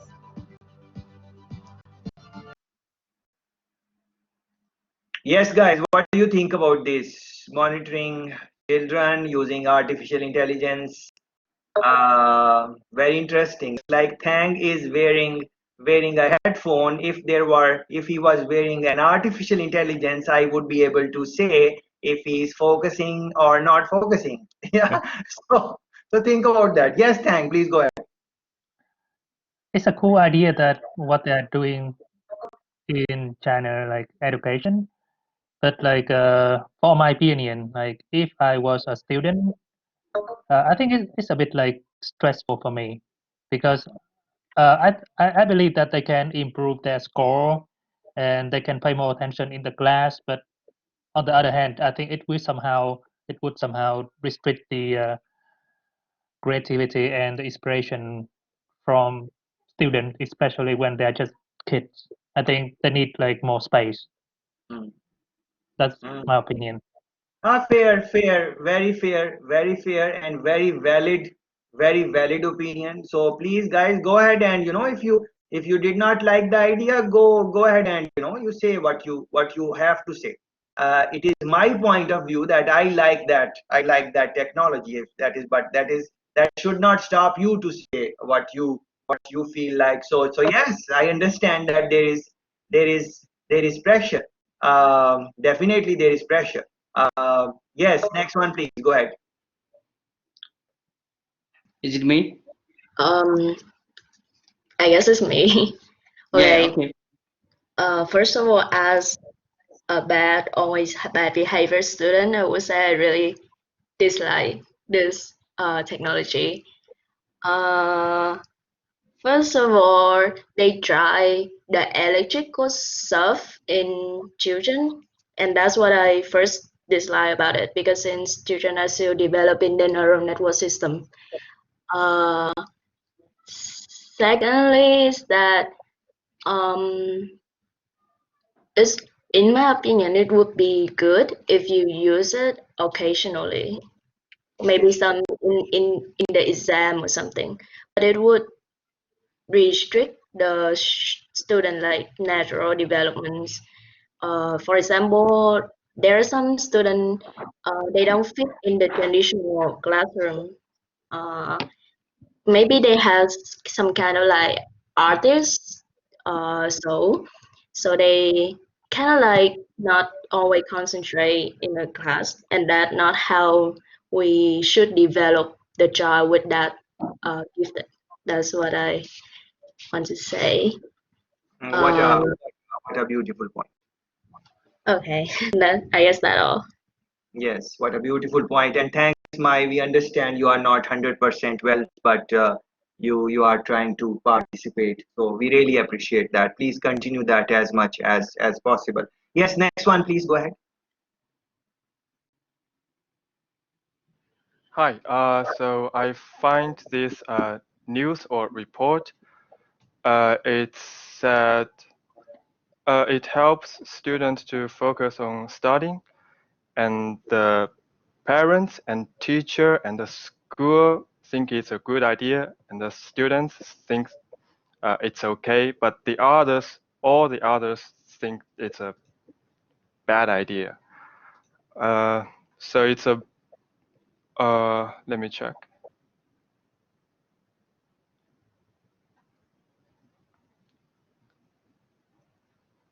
Yeah, they're saying it's not a surveillance, but training brains.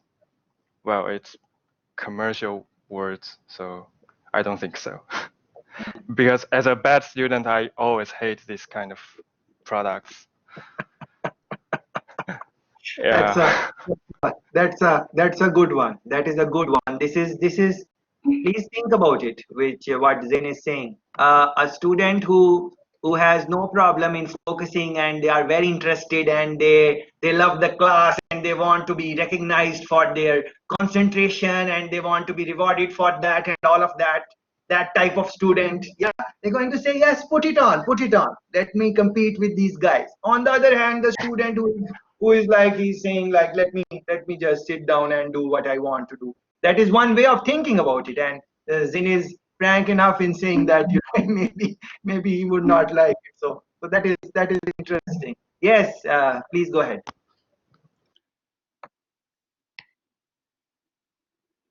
Is it me? I'm not getting this. Yeah. Yeah, I wanna say like I kind of I'm pretty much agreeing with my previous comment.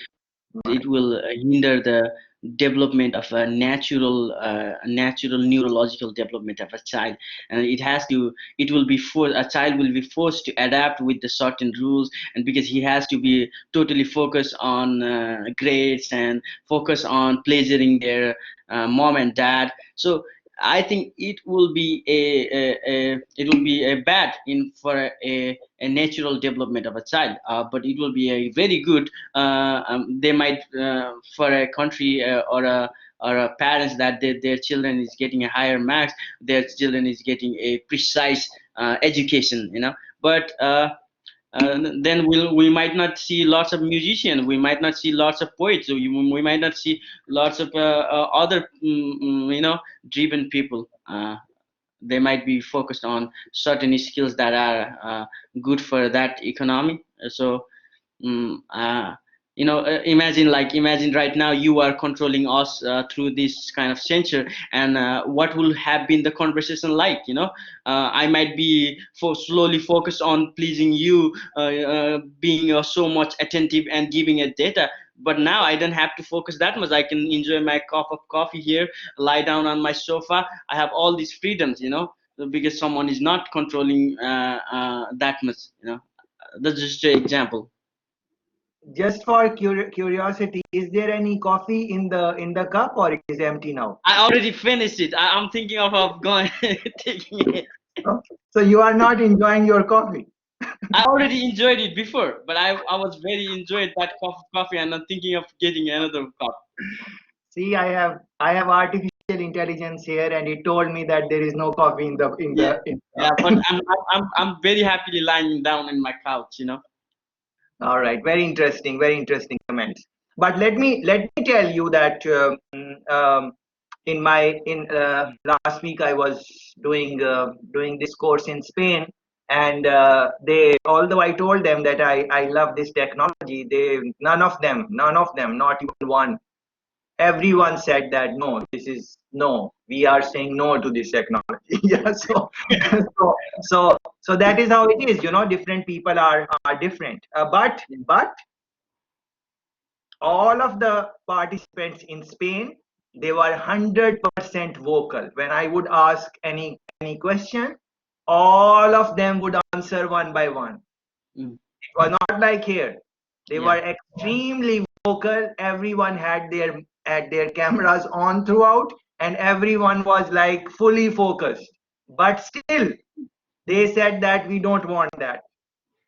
But now, see, this is very interesting to reflect on. Why was that? Because they were participating. For them, it would have been easier.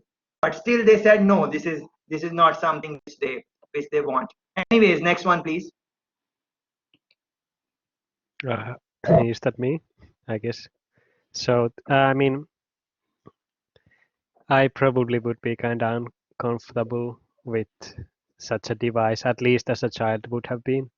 But I can kind of understand like why they are trying to search for like alternative solutions for teaching children, because I mean Xinjiang can pretty much confirm this, but isn't like the average class size on like primary school, isn't that like absolutely huge in China and probably in India as well? Like not even comparable to Finland and Nordic countries, and probably not even Europe. Yes, I'm that not is sure. yes, that is interesting comment. Class size. What is in Finland? The class size, there is a limit to that. They think about these things. What should be the class size and stuff like that. In other countries, maybe they are having more people, so it helps in managing also. Let me go ahead with some of the 40 to 60 kids. That is normal in India, in China, in those type of big population country. Maybe that is not the case in countries like Finland, who thinks that one-on-one attention is important, and those type of things are there, so they try to keep the size maybe a little bit smaller. So different things are there. But I don't think that you have to have a small size to engage participants. I don't think so. As a matter of fact, I think that the bigger the class size is, the the better you can manage people, and the better they will manage themselves also.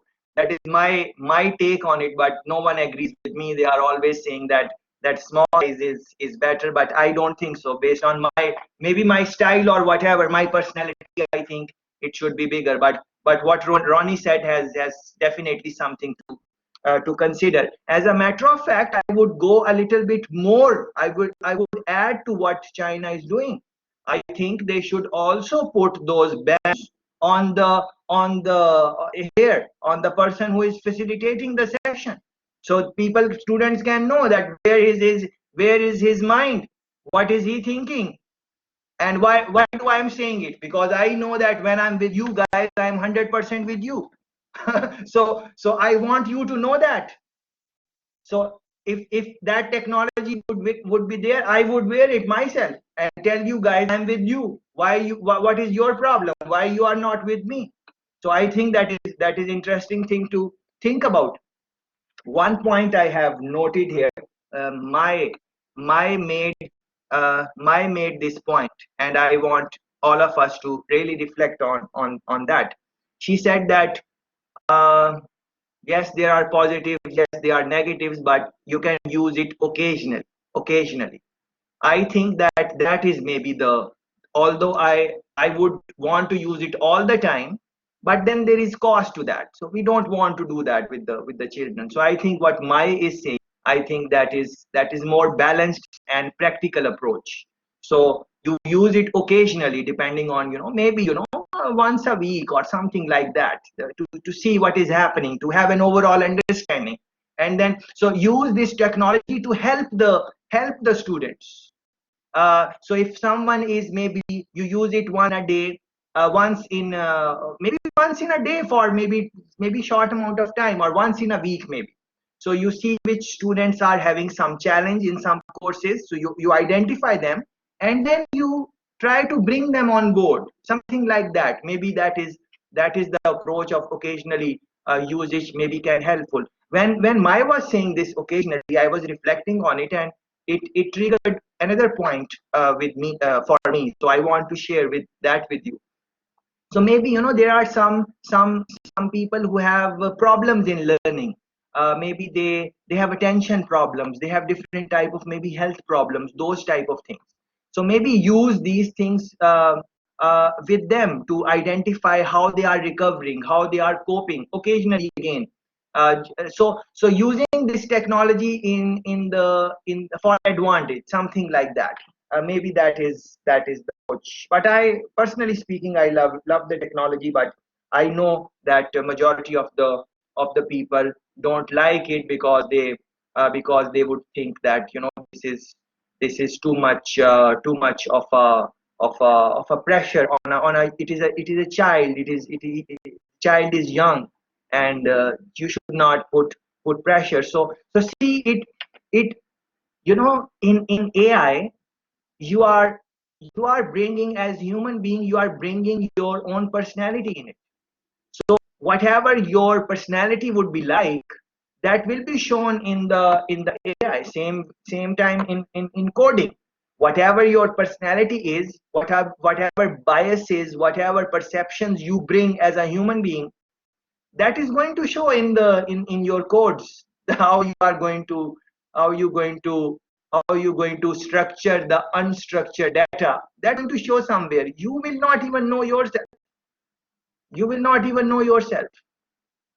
um, so that is very interesting to think about. Yes, Zin, your hand is raised. Is it from the past, or you want to make some comment? Please go ahead if something you want to say. Zin Chang. Okay, maybe it is just raised from the past, but if anyone want to make some comment, they can definitely do that. So I'm sharing the screen again. So we looked at these couple of things. Of course, there are so many other things, but overall understanding uh, can be developed from this. You are seeing on the screen, this is the documentary which I have selected. This documentary is in the age of AI. It is almost 2 hours long documentary, but it is worth every moment. I promise you that. This documentary has 5 cases. The first one, I think, is about China. So looking at this discussion, thinking about the things which we are saying, and then now watching this documentary is going to answer many questions which you guys might have, that why China is doing it, what is the reason, what is the history they are coming from, all of those things. But that is just one story. So this documentary has 5 different stories, about different areas, different countries. So please ensure that you watch this one. Any remarks, anything you want to make? But before you do that, I have on the top of this page, AI and China, I have made some postings for you to reflect on. For example, China, the first artificial intelligence superpower. Yeah, and they have mentioned that they would want to become that, maybe. Yeah. So this article, I think you should definitely spend some time reading this article. Very interesting information they have given. linking it with national artificial intelligence strategy of various countries. So please read this if you can. Central strategy, local implementation, for example. Yeah, please go through this article. Will China lead the world in AI? Yeah, that is the question maybe you would want to think about. So this is a very nice article from a very reputable site, Nature. Will China lead the world in AI by 2030? And that is the aim, that is the objective they have for themselves. So please look into that. This is giving reference to the same clip which we just watched. See the numbers on the faces, so everyone is kind of coded. Yeah, what is the number of the person? Yeah, so please see if you can read this. It is a pity that we don't have time to go through this in detail, but look at this one. The world average is here. The world average is here. China is here, red, and then United States is here. AI research impact. Yeah, so which are the, so look at that. What is world average? And I've also showed you the numbers, I think yesterday, for the research in Europe. So Europe combined lags when you compare it with the US and China. So these are some things which you would want to think about. So definitely US is still, doing some things which China is not doing. So China want to become superpower definitely. So for that they need to collect data. And as you saw in the clip of education, the parents were saying that the country need this data. They want to collect it. So we are okay. They want to do some research on this. So think about it. Education is important, of course. So uh, if they can collect this type of data, they can definitely maybe improve the education of their children, uh, and maybe they of course there will be some challenges. Some students would not like pressure and so on. So that is another research field. They can try to investigate how to minimize that, how to collect the data from them without stressing them, without pressurizing the children. But this is a journey. You have to take these steps, and then eventually you will improve it. A country who is not collecting any data on that, they cannot do anything because they have not even started. But China, maybe they can in next 10 years, 15 years, 5 years, they will improve this technology. Of course, they are not going to do anything which will sabotage their children. They are not going to do that. If they really think that the pressure is too much and it is giving bad impact on the psyche of the students, they are maybe not going to do that. But definitely societies are changing. Remember yesterday's clip where you saw a guy marrying a doll. Do you guys remember that, sleeping with the doll, talking with the doll, all of that thing? So the world is definitely changing. Whoever leads will rule the world. This I really want you to focus on. Whoever leads in AI will rule the world. I'm just giving you one reading to look at, but you can do your own research. Whoever leads in artificial intelligence in 2030 will rule the world until 2100, for the next century, for the next 70 years, 60 years. They are going to lead the world. That is what it is. So this is the context in which maybe China is doing what they are doing. So just balance the opinion. Don't become pro China. Don't become pro US. Don't become pro EU. You just look at all of these things, read on this, and then develop your own understanding that how it should be done. Yeah, pro Jamaica. All right, thanks for that. Yeah, so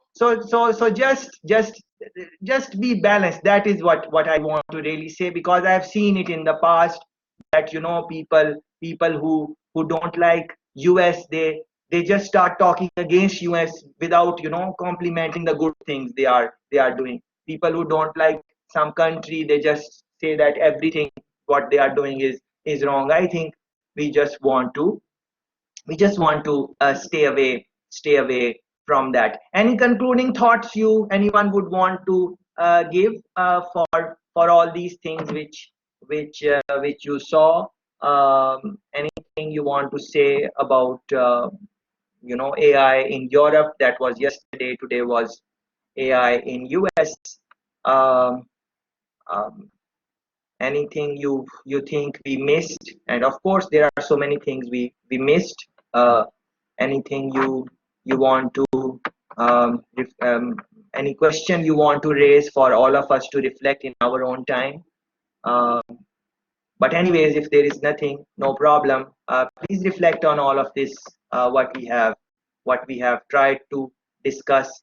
There are a lot of comments posted in the chat. Please look into them. If someone has posted any link, please look into them, and most importantly, develop some type of relationship, because now we know Zin is from China. So in the same course, why don't you guys develop some type of friendship, exchange emails or something like that, and stay in touch, so you guys can tell your experience from the countries you are coming from, and Zin can help you understand what is China doing, so you are better informed from someone and don't just depend on one person in a country. You should have multiple friends. In same for US, you should have friends in US. You should have friends who love Trump. You should have those friends, not really friends, like, you know, you know those people, so you listen to what they are saying. Yeah. It's about balanced approach. But then after looking all the areas, then you should develop your own understanding. Then you should like something, or you should have your own opinion.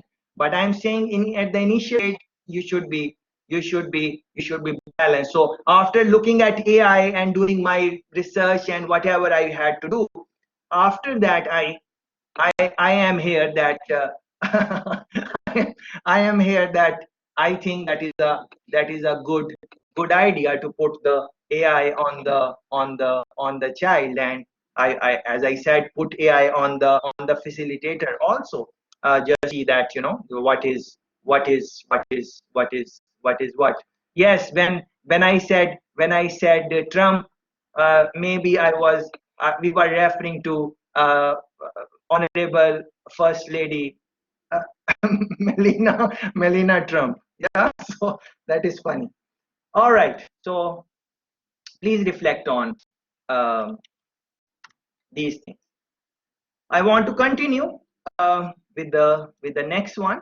So when you are going to see your screen, we are on the last agenda item for our course, which is AI and her application. So I said her because I think that I like to think that artificial intelligence is a girl, is a female, but it should have been it's, but just for fun I put her there. Yeah, so we need to look at this. So today and tomorrow we would be looking into applications. I will share some examples with you, um, um, various things which I have been referring in the sessions without giving you some tangible example. That is the plan that I will, before we close tomorrow, you will have all the examples. So we will not end all of this today, definitely. So we will do what we can today, and then we will continue with the same AI and its application tomorrow. So this is what we want to do. Before we go into application, I want to discuss the role of technologies. I want to talk about overall technologies, how far they have reached, and so on. Just like Sammy mentioned, has already started that discussion. If you look at it, he spoke about cameras, how advanced they are. And if you integrate AI to those cameras, then you can imagine what is what is going to happen. So I'm happy and thankful that he has already started us in that direction. And then I gave you example of artificial intelligence bullet, and definitely someone has done the research. They googled it and they found it that they call it smart bullets. So please run a search with smart bullets if you have not, and you will know what it is. So before we talk about applications, I want to talk about overall technologies, and this is the link which I'm using on the top of. When you will click AI and its application, this will open, and on the top, this is the link on the top, this one. So we are on this link. So I want to go through some technologies, and see what we can do for that. If any technology, as I am talking about various things, if anything comes up, you can always jump into the talk and include some other technologies, and there are so many. So we won't be able to look at all the technologies in the world, but by the end of today's session, you would have a fair understanding of what is happening in the world of technology. So this is the first posting, the changing nature of work. Here is how work has changed in the past 100 years. I think that insight is important. That reflection is important for us to develop. That where we were 100 years ago and where we have reached in the last 50, 60, 100 years, how different revolutions has helped us. If you remember, some of our friends did speak about this. I remember, I think one of the friends mentioned about industrial age and stuff like that in one of the discussions. So that understanding is important. For that, please scan through this article, the first one, in your own time, definitely. And this is the overall sentiment I want to develop, which you are seeing in the picture. So what I am envisioning is that we need to have a handshake with technologies. We need to have a handshake with artificial intelligence without thinking that we should be fearful about that, and without thinking that we should be friends with that. It is neither a friendship, neither fearful. They are not our enemies. They are not our friends. They are what you would call it. You would call it a tool. So they are that, and we need to see how to maybe use them. Uh, but that handshake, this handshake can be very costly. So for that, I want to show you just one story. If you look at this, for example, this is BBC story. Foxconn replaces 60,000 factory workers with robots. So yes, we had a handshake with technology. We want to incorporate it. Robots is one of them. But because of that handshake, what happens? A lot of jobs are being replaced throughout the world in almost all fields. Different type of jobs. Yeah. So this is an example. I chose this one because it gives a very big number, and Foxconn is a company linked with a big brand, and the brand is iPhone. Yeah, 60,000. And these are not 60,000 workers. You can easily say that these are 60,000 families. And even if you want to think that there are 3 or 4 members average in a family, you can think that what is the scale and what is the scope of just this story. And jobs are being replaced every day. So this handshake is a has a cost, but we need to have this handshake the way I look at it. But you can have you can develop your own understanding. Robot usage. Yeah, this article I really loved. Robot revolution in shipping. Amazon is doing amazing things in that. Military, amazing things are happening. Medicine, We spoke about some of the examples in our discussion. Hospitality. You would see that in hospitality, in banks, that the robots are there to greet you. They look at you, and then through facial recognition, they memorize your facial feature. They memorize the type of conversation you had with them. Next time when you come and greet that robot is there to greet you, they are going to call you with your name because they remember you because of their memory and everything. They remember your preferences, all the requests you made, that you would like this in your room, you would not like this in your room, you would like your brunch to come at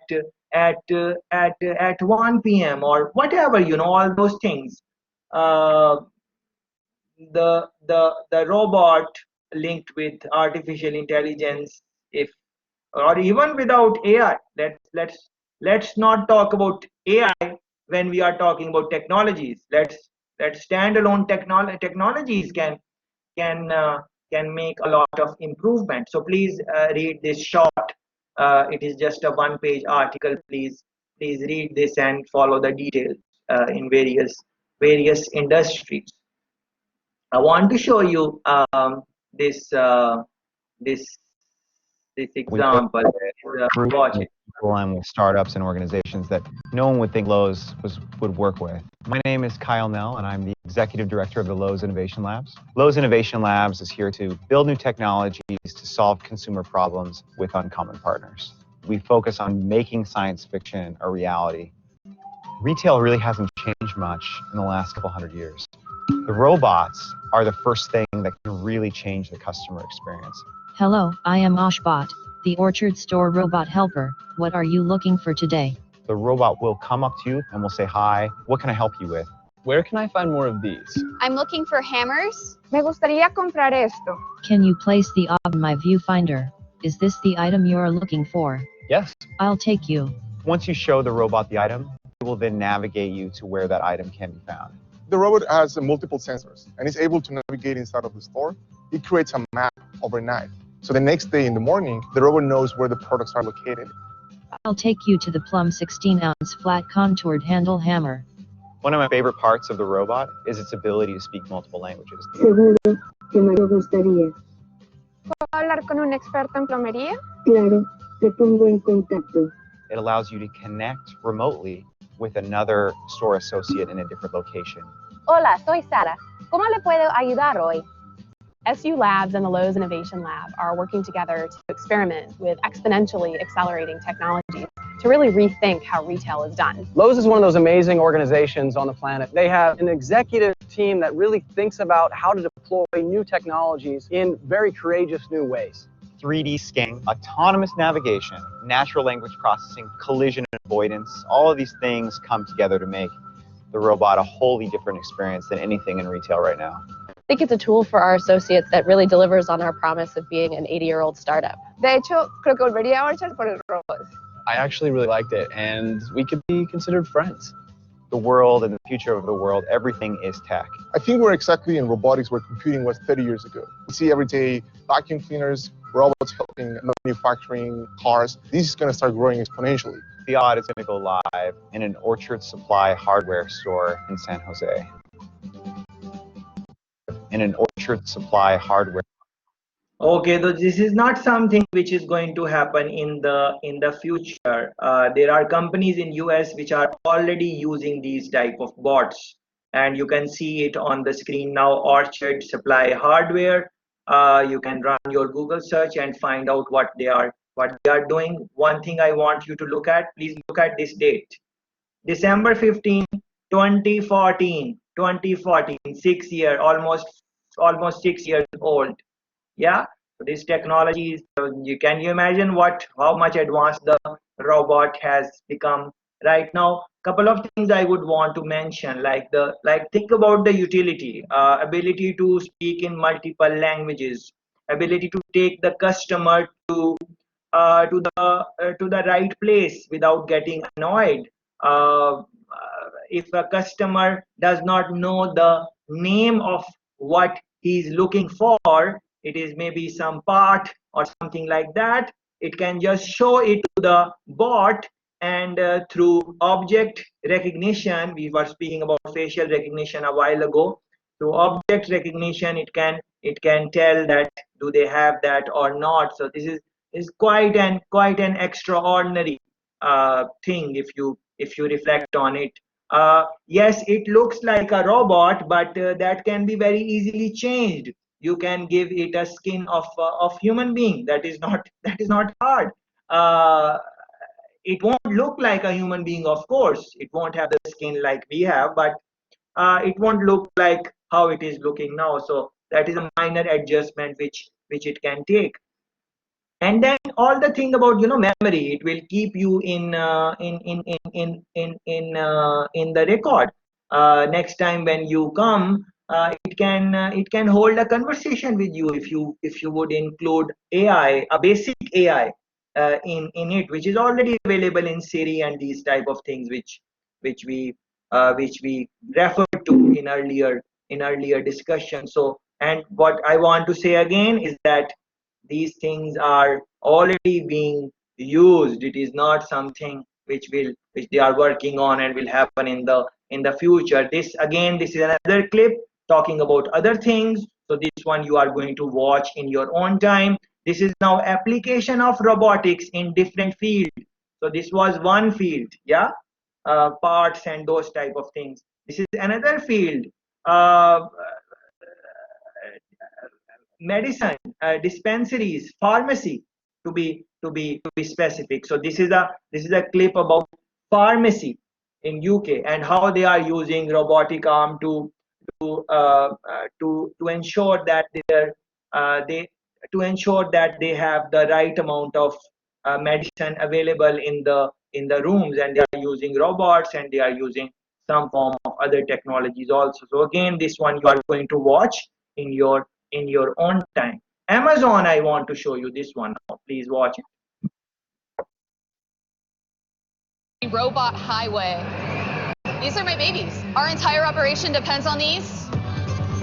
I started at Amazon just looking for a part-time job, just manually scanning boxes to pallets, and my senior leadership approached us and they said, hey, this is the project that's coming in, this is the job opportunity we have, start thinking about it. And now I get to play with robots all day. An associate will place the package on the robot knows exactly where to drop it. Each of those little chutes is a specified destination at the bottom. So a big part of my job is monitoring the activity and the traffic patterns. I'm looking for any major congestion spots. I'm looking for any robot that isn't functioning the way it should. We've gotten a lot of on-the-job learning with regards to how these things work, how the programming works, because I had no background in robotics at all. Just having the opportunity to be a trailblazer is just absolutely phenomenal to me. I tell my family that I babysit 800 robots. I wouldn't have my job without these robots. And now when I walk in, it's kind of like, yeah, this is Amazon. It's like, this is what I do. Yes, so I really want to reflect on this one. Very short clip, but very spicy, if you ask me. Couple of things I want to mention. The girl who is managing the bots, she mentioned that she has no background in computing and robotics. That is number one to note. There is no background. And how many bots she is managing? 800 bots. What does that mean? How many jobs are replaced? Think about that.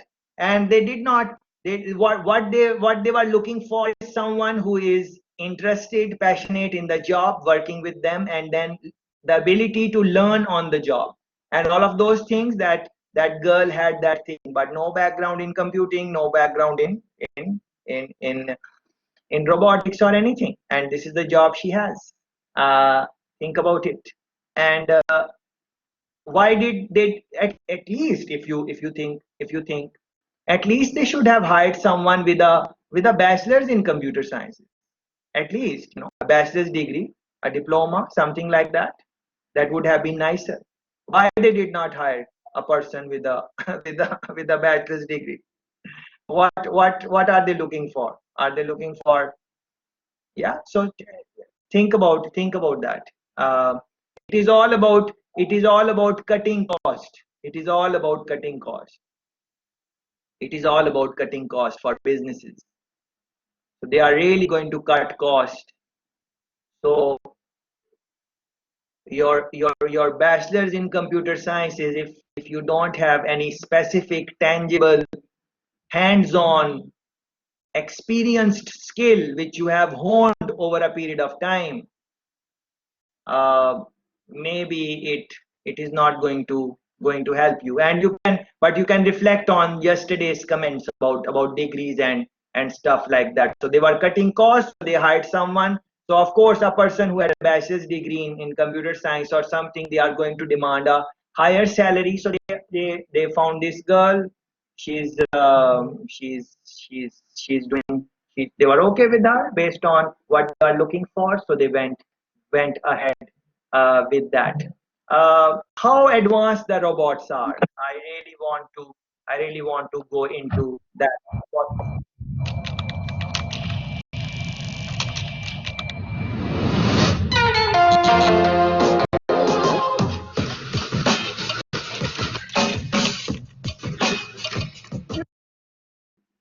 Please look at the different terrains the robots can go in. And again, this is not something for future. This company has already made these bots and they are already being used in United States of America. Look at the difficult terrain it can manage. So you can now imagine that how many different jobs it can do. If this looks a little bit weird to you, that it looks like a robot, that again is no problem. Giving it a skin of human being is no problem at all. Giving it a structure of human being, two legs, two arms, that is not a big deal. So now include AI in this, include the ability to hold basic conversation with this, and you just have to wait next 10 years, 20 years, 30 years within our lifetime. What can be some of the possibilities? So again, this is not something from, it is not a scene of a movie. This is the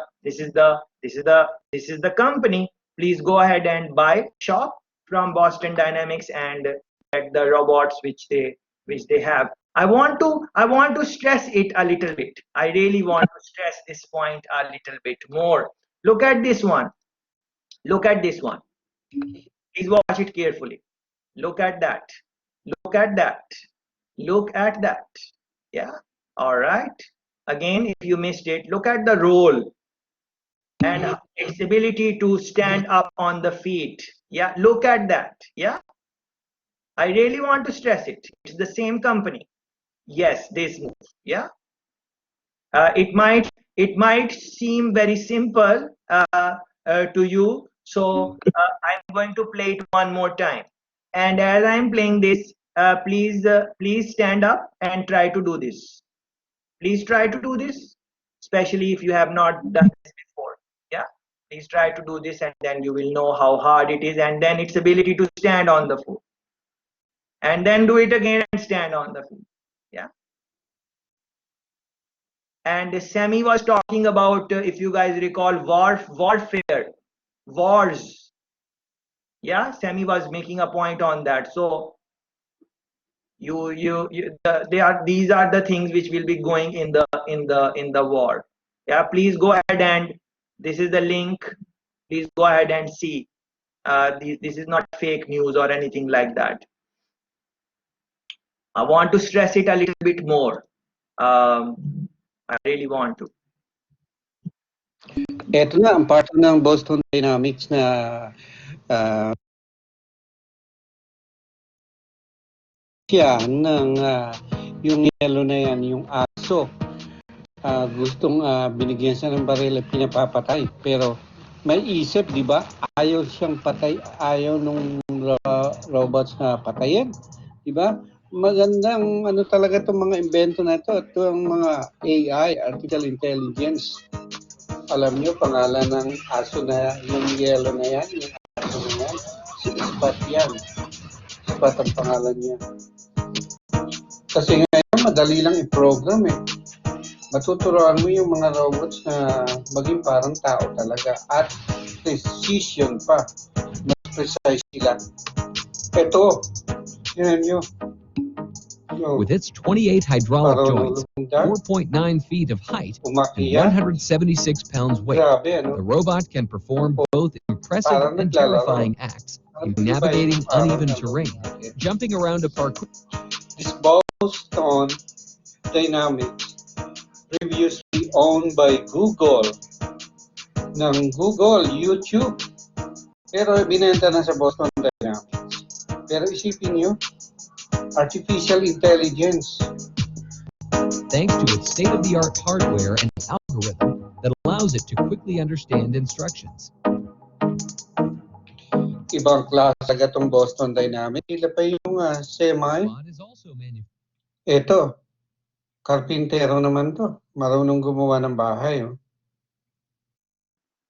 Yes, I think I established the point which I wanted to make. So these are some things which you would want to reflect on, especially if you are a little bit wary that maybe AI is a lot of hype and these technologies are a lot of hype. Yes, they are. There is a lot of hype also, but there is a lot of reality to that hype also.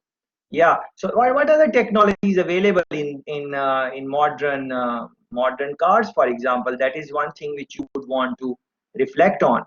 And this is BMW 7 Series, and again this one is from 2015. Yeah, if you look at this, so you can see what are the more modern ones. So look at this ability to self park. So we are not talking about self-driving, we are talking about self-parking. So this is a tight spot and he presses the button and the car comes out. There was no driver in that. And then if he will press again, it will go in, and he's explaining that. But I don't have time to watch all of this 8-minute clip, so I am very quickly going to scan it. If you are interested, you can watch the latest model and see what type of technologies are available in these type of cars, and what is possible. Next thing maybe I want to talk about is gesturing, hand movement. In the car you can use the gestures. Look at this. This is a gesture. Look at this. He's making some gestures, and these gestures are helping him to do different things. For example, turn on, turn off, increase the volume, decrease the volume. Whatever he wants to do, the gesturing is helping. That is quite fascinating. So from hands we are it's not just self-driving cars we are talking about. Even within the car you are seeing that the gestures and so on are going to help you, and there will be no need of touching and so on. There are so many other exciting technologies in the thing, but I just wanted to highlight at least these two: the ability to self park, and then when you are inside the car you are using various gestures, and you are doing this. That is, I think, extremely cool and interesting to reflect on. Yeah, but you can see the details in your own time. How advanced these technologies are. Very advanced. This is a clip which I really liked. So in this one they are demonstrating that what is the accuracy of their cars. So this is a fleet of cars. 5-6 cars are on the road, one behind the another, and all of are driven by the driver. But you are going to see that one by one all the drivers are going to come out of the car, and then you are going to reflect on the automated braking capacity of the car. What is very beautiful about this clip is that when the car which is leading is going to push the brake, all the cars behind that car are going to stop automatically with the same distance. So I want to emphasize on the with the same distance part. So please enjoy it.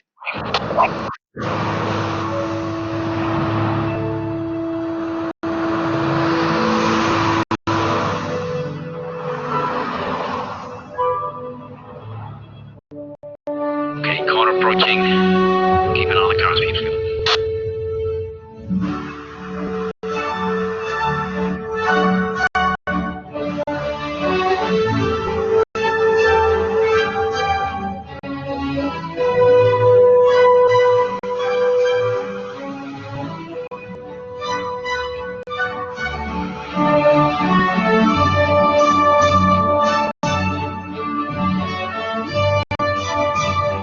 Okay, driver one.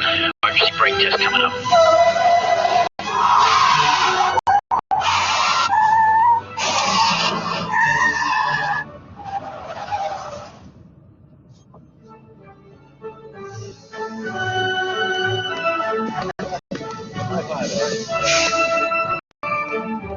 I guess it works.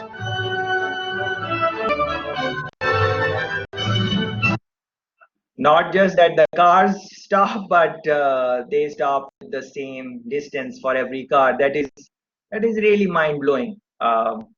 Please look into that. Driverless cars. I gave reference to this couple of times in the discussions, but was not able to show you the real advancement in it. So I really want to show you that in US they have already tested this thing. Especially if you are not aware, you are going to enjoy this clip. Of course, I don't have time to show all the clips in detail. They are there for you on the website to watch. I'm just showing you a glimpse. For example, look at this one. Yeah. So the car is self-driven and it is on the road. Yeah. So of course they have the infrastructure, they have the sensors, they have the tools on the road also which are helping. So think about this. One of our friends, I think Barnes or someone else maybe, was saying that what about link it with the concept of smart city, link it with the ability of cars to communicate with other cars. So cars will be communicating and exchanging ideas. I don't know who said this in the discussion, or maybe someone wrote it in, maybe it was Anton, or maybe I don't remember who it was. But you guys, someone definitely mentioned these things. Very exciting times. It is just a matter of time that these things will happen, and maybe it will not even happen in next 30 years. That is a possibility, because it might happen in some countries, and even within those countries it might be in certain places, in certain on certain streets, cities.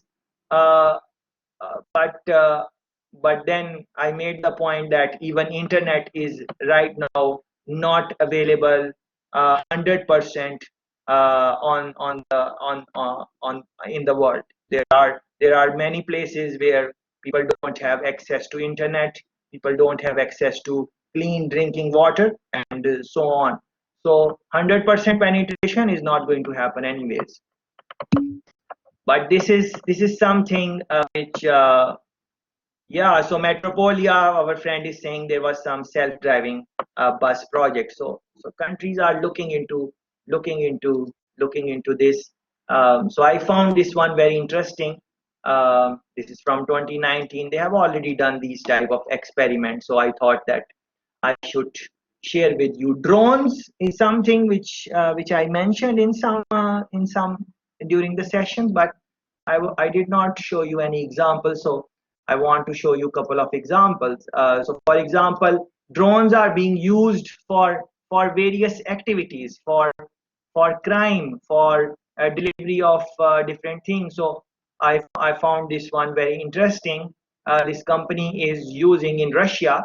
This company is using a drone to deliver food, and this is a real thing. This is not like a movie scene or something like that. 2014. So I deliberately have these older clips just to help you understand that where the world would be right now. If this was 2014, what is happening right now? You must be aware that Amazon is doing great things in terms of drones, drone delivery, and stuff like that. So although this one is for food, you can now run your imagination for different things. What about post? What about mail? What about policing? What about let's think about something more interesting, like delivering medicine. So there is some place where ambulance cannot reach, and some critical medicine is required. You can use the drone and send the medicine, and maybe save someone. If you attach a gun, artificial intelligence, smart bullets in this drone, you can fight the criminals and stuff like that. So, and think about this. Uh, think about this. One of our friends mentioned terrorism, and he raised the question that why countries like US cannot stop 100% of terrorism. Um, and on that, I made a comment that these terrorists also have technologies. They also have artificial intelligence and stuff. So, so think about this. Drone is something which people have. Anyone can buy the drone. So countries have to really do legislation where they can fly the drones, what are the limits, all of those things. And maybe countries like Finland are doing these type of things, legislating the who can use the drone, and maybe the license, maybe the permit to use the drone. Because think about it, you can really someone can just be, maybe they can come. I'm sitting next to the window, they can come and do take my pictures or record me or whatever using the drones. All of these things can be semi-mentioned camera. So please fix the camera on the drone, and then you can really see what is happening in the community and stuff like that. So very interesting example. So postal example, Swiss are using this already. Again, I am posting older clips. Yeah, but this is 2015. Just imagine what is happening now.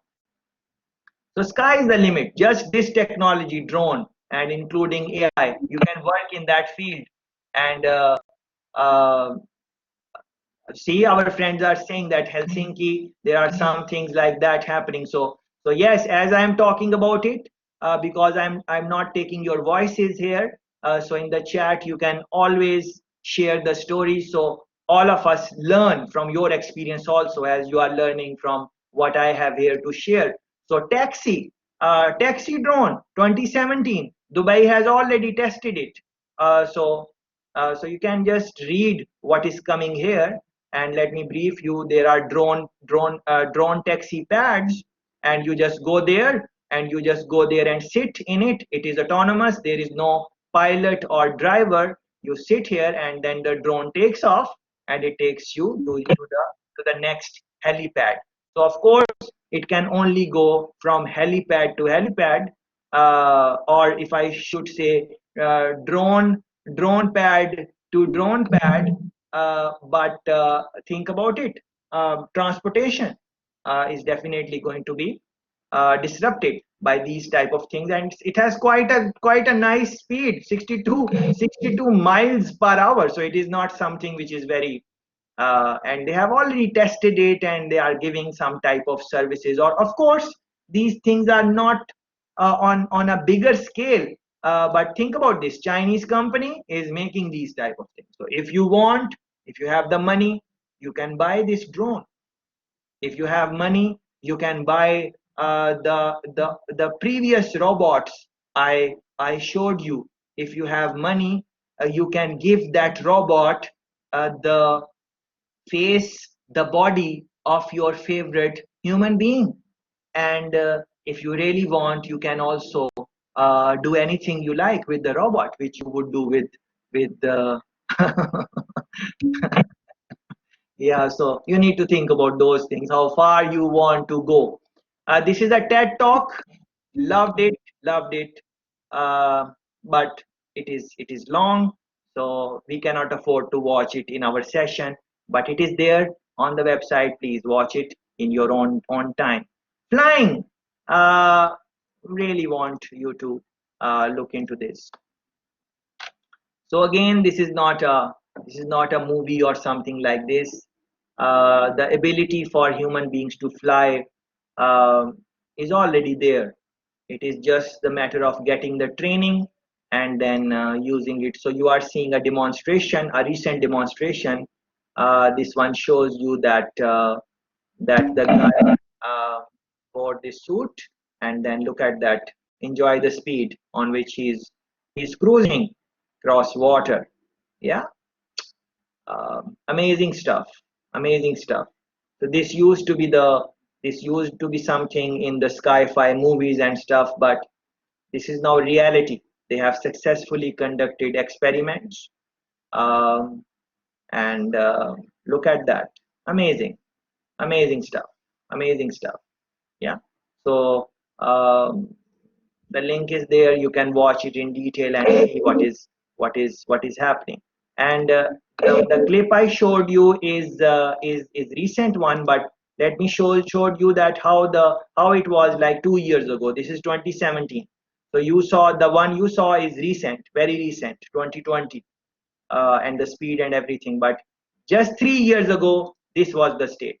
Please enjoy.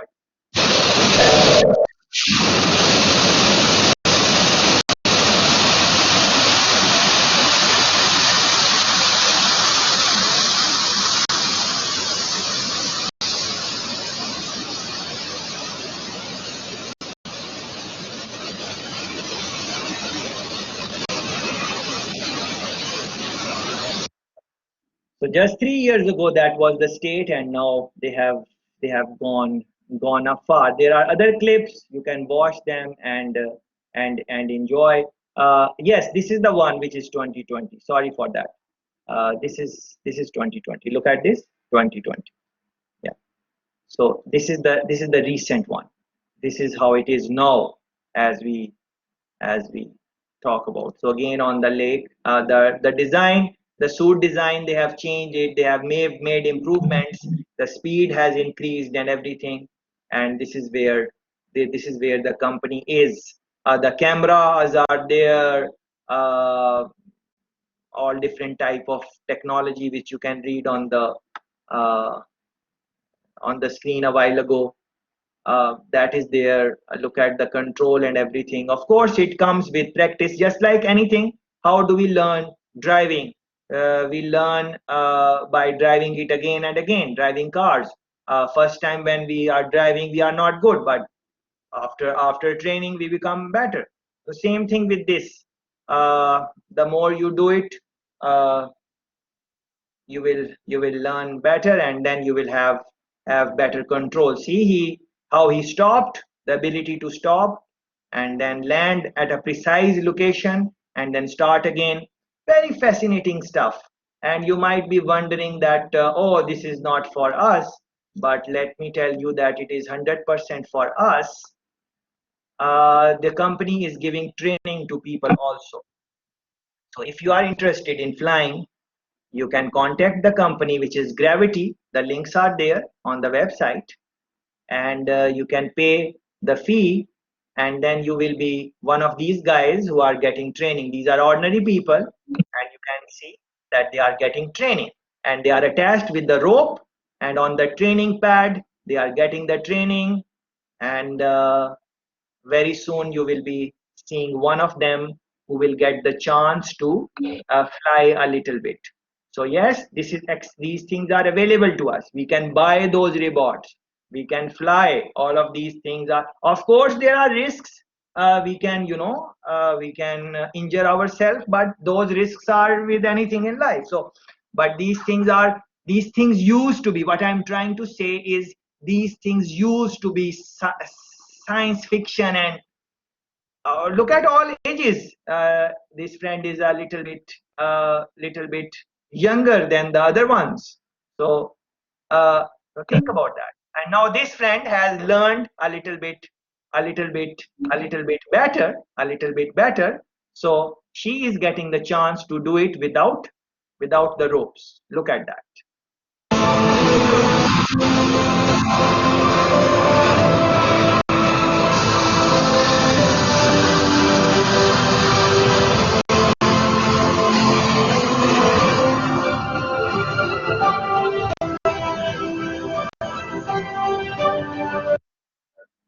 Just with some training, she was able to do that.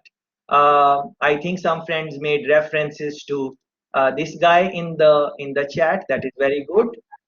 So Early morning mist, flanked by helicopters. Frankie Zapata and his jetpad hoverboard reached Dover just after 7:30 a.m. local time. It was an extraordinary sight and a remarkable achievement. The French inventor reached speeds of 160 kilometers an hour, flying just meters above the waves. 110 years after Louis Blériot's famous crossing of the English Channel, a new name has now been added to the record books. I'm feeling happy, and so happy for my family, my friends, and my team. Is just. And Zapata swept in past the famous cliffs of Dover. Having waved him off from Sangatte, Zapata's wife had waited nervously for news. When the phone call from Dover came, the relief and the joy were overwhelming. Non, ça va, c'est bon, il est arrivé, donc. It's cool. He made it, so it's over. We did it, and I'm happy because it's a lot of work. It was hard, but I'm happy for him because it's been really hard lately. And now we're going on holiday. I'm happy, so thank you. Je suis contente, merci. Merci. Désolée.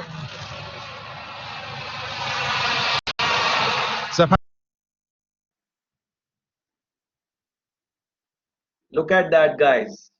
Look at that. This is where human race has already reached. Can you fly like that? No, you cannot.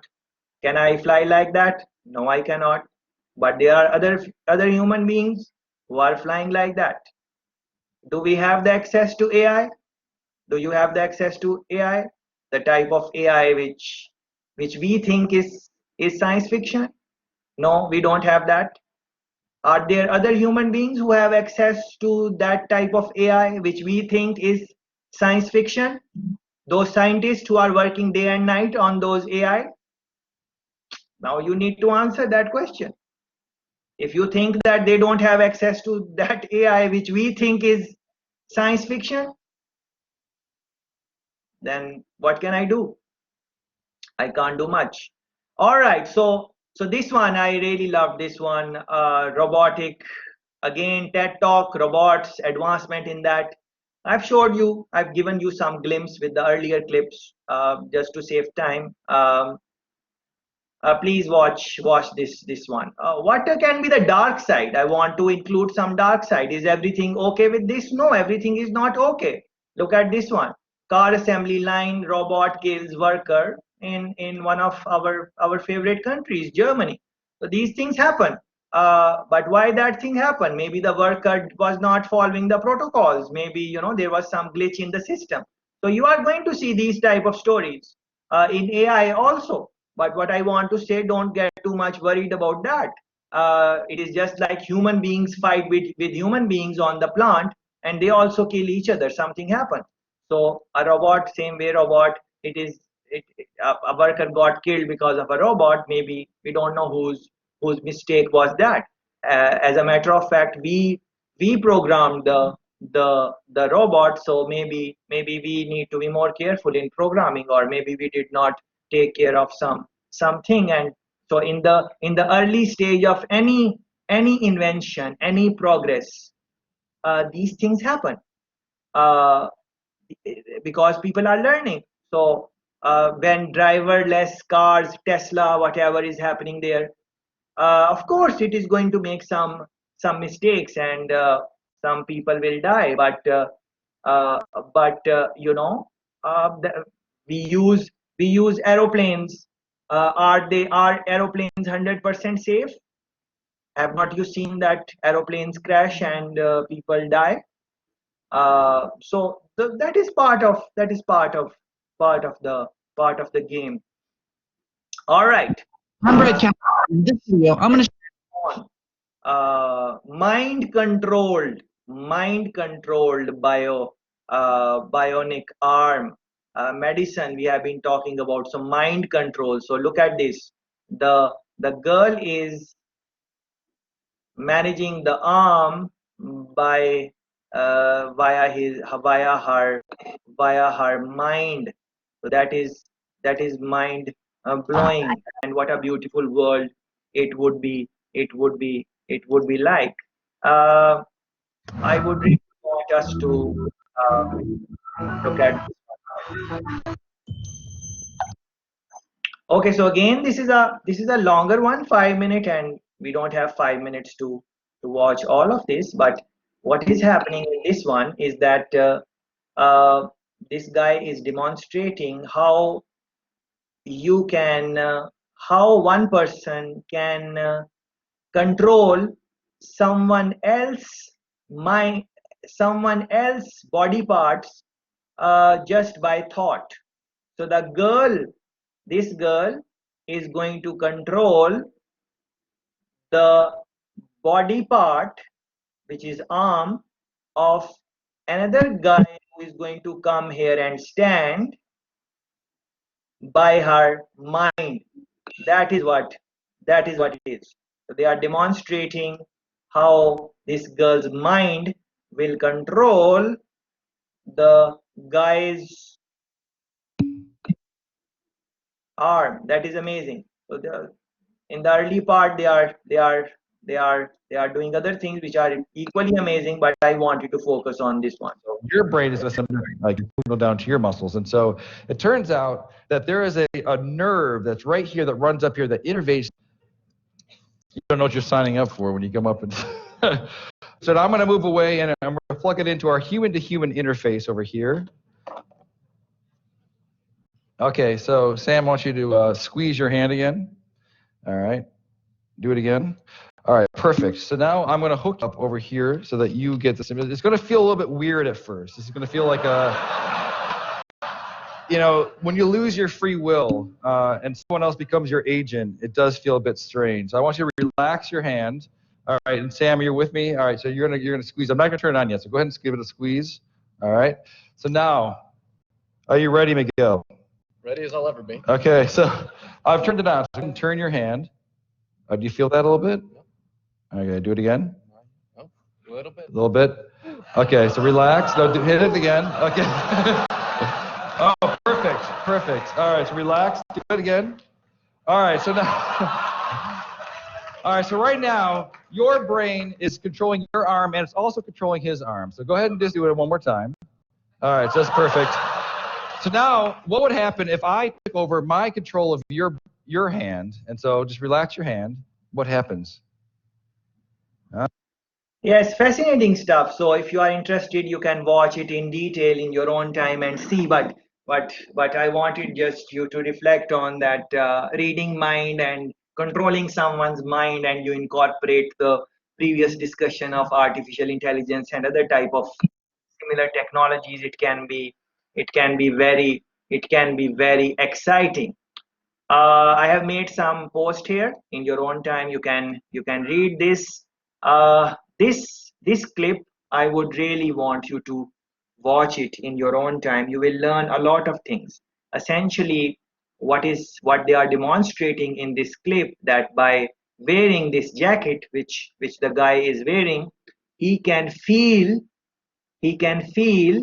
the state of the factory or the manufacturing plant on his body. So he can feel how the factory is functioning on his body because there are sensors. Yeah, so maybe you won't get what I said, but once you will watch this clip, you will understand that how advanced that technologies are, and then you can link it with the earlier discussion which we had, that what are some of the things which AI can do. For example, smell, taste, and if you want to incorporate those things in this clip as you watch this TED talk, I think that would be amazing. And all of this is going to really transform so many different industries. I have posted some links here. And I told you about some examples also, like a guy going in a shop and he buys a perfume, and next time when he goes there, he is he is smelling that same perfume, because the artificial intelligence in the shop has recognized that this guy came before and this is his favorite smell. So those type of things. So future of shopping, I really love this one. Please read this article. Nike, Alibaba, AI, physical stores, 3D scanning, all different technologies you need to reflect on that, and then virtual stores and so on. In all of this, I really wanted to incorporate this also. Um, the future of this is XR is of course extended reality, virtual reality, augmented reality, MR. All of these things are, I think, you need to think about these also as you go into the world of uh, world of AI. Of course, these things can, what they can do and how they are changing the shape of, for example, gaming industry, or even how people consume different things, how they study, how people engage with different material. Virtual reality has really changed those things. So I really like this short clip, 10-minute long. Please watch it in your own time and try to link it with various discussions which we have been having. There is a movie which I really liked. I think you might have seen it. Its name is Ex Machina or Ex Mechana. Please watch it if you have not seen it. Here is the link. When you will press the link, it is going to this website is going to open. I think there are right now some copyright issues or something like that. But run the search maybe on internet or something and try to find this movie, Ex Machina or Ex Mechana. Very interesting. How all of this is going to change the future of romantic relationships. That is something which I think about sometimes. I told you about this in the session, but I did not show you the example, and I promised you that I am going to show it. So look at this one. Man builds Scarlett Johansson robot from scratch to fulfill childhood dreams, and it's scarily lifelike. So this is the robot, and she looks like Scarlett Johansson. Scarlett Johansson is one of the beautiful actresses from the movie industry. This is who she is. Of course, I like her. She is good looking, no problem in that. So this guy liked her, and of course he cannot get her date. So he created. He just on the same robot. He just give her the facial features of of the person she likes. He likes. So of course this is expensive and stuff, but interesting, very interesting. Yeah. Um, what would be the future of this industry? Very fascinating, very interesting. Um, I'm going to maybe show a little part from this clip. So he's saying in 20 years it might be normal. Artificial intelligence, robot. Ah, very, very interesting. Um, there are so many other things which you can watch. For example, yes, think about these things. And if you will run a search on this, yes, you guys are talking about STD and stuff like that. If you will run a search, you will find that there is a rise in this. Now this one asked me to sign in or something. I don't have time for that. So, but in the COVID times, this thing has increased. Look at this. There is no cure for COVID-19 loneliness, but robots can maybe help. Yeah, so people are feeling lonely, and if you will read more, and this is not just about sex robots or something. Yesterday we were talking about companionship. Elderly people, they want some type of support, something like that. People who are not with their family members and they are living in shelter, having a robot there, something like that. It can help. Uh, but yes, on the other side, these type of robots may cause psychological damage. So those things are there for people to reflect on. Look at this one. Sex doll sales surge in quarantine. Yeah, so more and more people are going towards this type of practice. So please think about these things. COVID-19, you can link it with that also. You might. One thing I want you to reflect on is that before I take your point of view, so please get ready to share your opinion on all of these technology things which we spoke about. We might not end right on 9:15, so because I want you to participate in the discussion and everything, so we can finalize this technology thing, because tomorrow we have again full agenda to cover before we close. So please hang on for a little long tonight, just maybe 15-20 minutes longer than average, so we can discuss these things. From my side, before I take your comments and all of those things, whatever you think, I understand that some of our friends might be thinking, oh, this is not possible, that is not possible. And I would agree, maybe things are not possible. So I want you to see this clip, which is from 1974, the time when we did not have so many of the things which we use today. It is just 1 minute long clip, so please watch it. A clip from 1974, and after that I am going to take your comments. So please start raising your screen like this here, and the keyboard, and you'll talk to the computer, get information from it, and he'll take it as much for granted as we take the telephone. I wonder though, what sort of a life would it be like in social terms? I mean, if our whole life is built around the computer, do we become a computer-dependent society and computer-independent individuals? In some ways, but they'll also enrich our society, because it'll make it possible for us to live really anywhere we like. Any businessman, any executive could live almost anywhere on Earth and still do his business through a device like.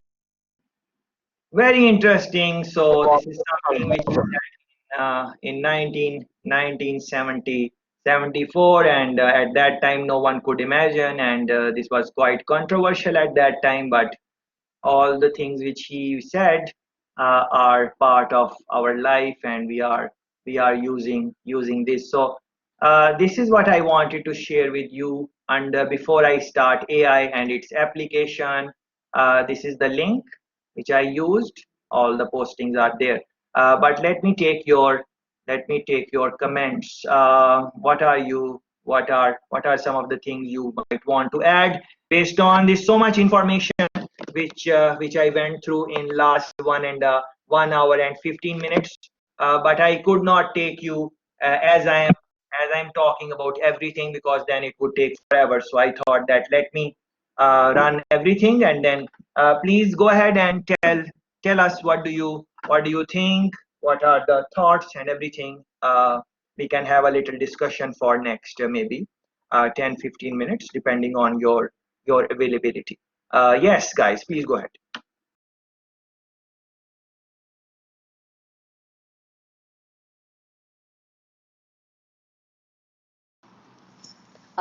No one want to talk?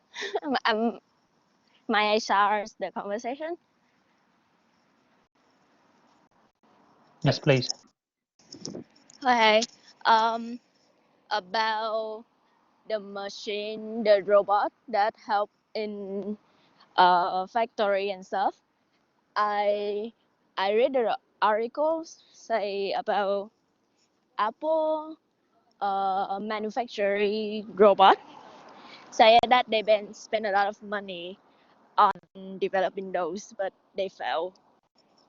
The most reason why because Apple phone are having a very small, you know, things, and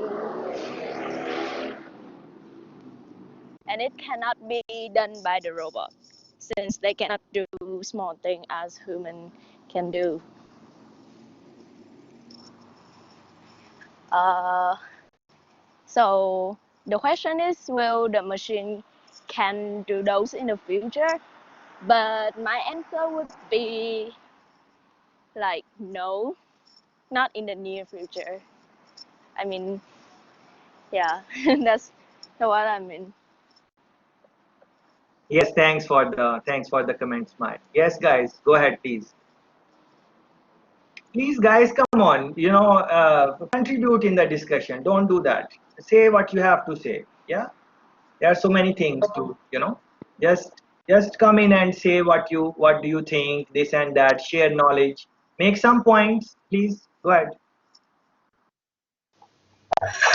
My microphone. Hold up, wait.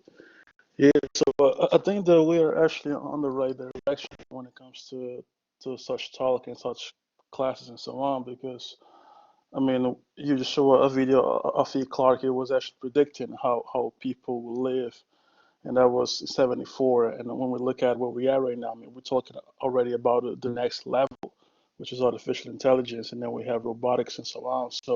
So for us students, of course, from such universities and study such degrees and so on, it's important for us to really grasp a lot on this matter because this is the future. So like it or not, it's going to move forward with or without us. So I mean, we're already talking about basically cars that drive themselves. I remember growing up well, I used to watch Arnold Schwarzenegger back in '80s and those crooked movies doing that stuff, and to me it was like wow. And now when I look at it, it looks like almost the past that I grew up on. It looks so stupid because the reality that we live right now is so much advanced. So yeah, it's. I mean, this is the reason why I wanted to take this course because I knew that it was something that is interesting because you know that when you get into a talk or when you get this faculty or this information that tingles you, you know that there's something going on because since Monday at home, I'll only be talking about AI in the future and so on and going so far with it that, I mean, at times it really scares me, but then at times it brings me this sort of a new ideas because I can't remember who say this, but the thing is that if you can imagine, then it is real, that it can happen. It's the same thing as going to the moon because nobody thought about it. How we would get it? Like we're going to the moon. How? Well, we're going to planet. So that's the time that we're living right now because all of these ideas that we are coming up with and that we are grasping it on, it might seem stupid to some people, but it's good to stick with it because at some point you might notice that someone actually was thinking the same way that you're thinking right now and move forward with it. Because if you can think and dream and think about it, yeah, it's fine. But if you don't take no action, then why would you cry later? You know what I mean? So that's what I like about this course because you guys been putting out so much information in this language that at times I'm like, whoa, have I been slipping during the last 10 years or what is this? But let's think about university because we share faculties. You know, some guys are from China, you know, in Germany and other countries, and there's stuff that I think that I know, but then when you know get from the person, it changes everything. So it changes the dynamic. So yeah, I mean, I can go with this forever because there's so much coming, and it feels like I'm still kind of relaying the information, sort of kind of retaking it inside. So yeah, it's amazing stuff.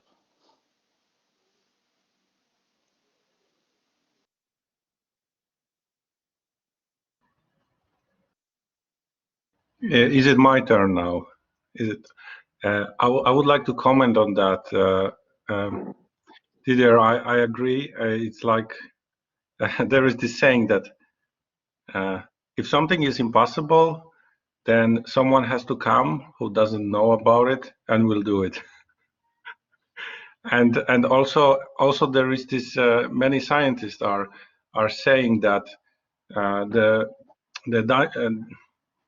the engine of improvement is the fact that we people are dying and new people are born, and the new people who are born, they are not having the same bias as their parents and grandparents, and that drives the whole evolution. And I was also thinking about it, that we can have opinions about it, all of us, but it's a little bit like if I had opinion about that. I think that the tree will not grow and the leaves will not appear. I can have whatever opinion, but the tree will anyway do its own tasks. And I think that if it's possible, like you said, that if we can imagine it, if it's possible, and in nature, if something has potential to be it in some form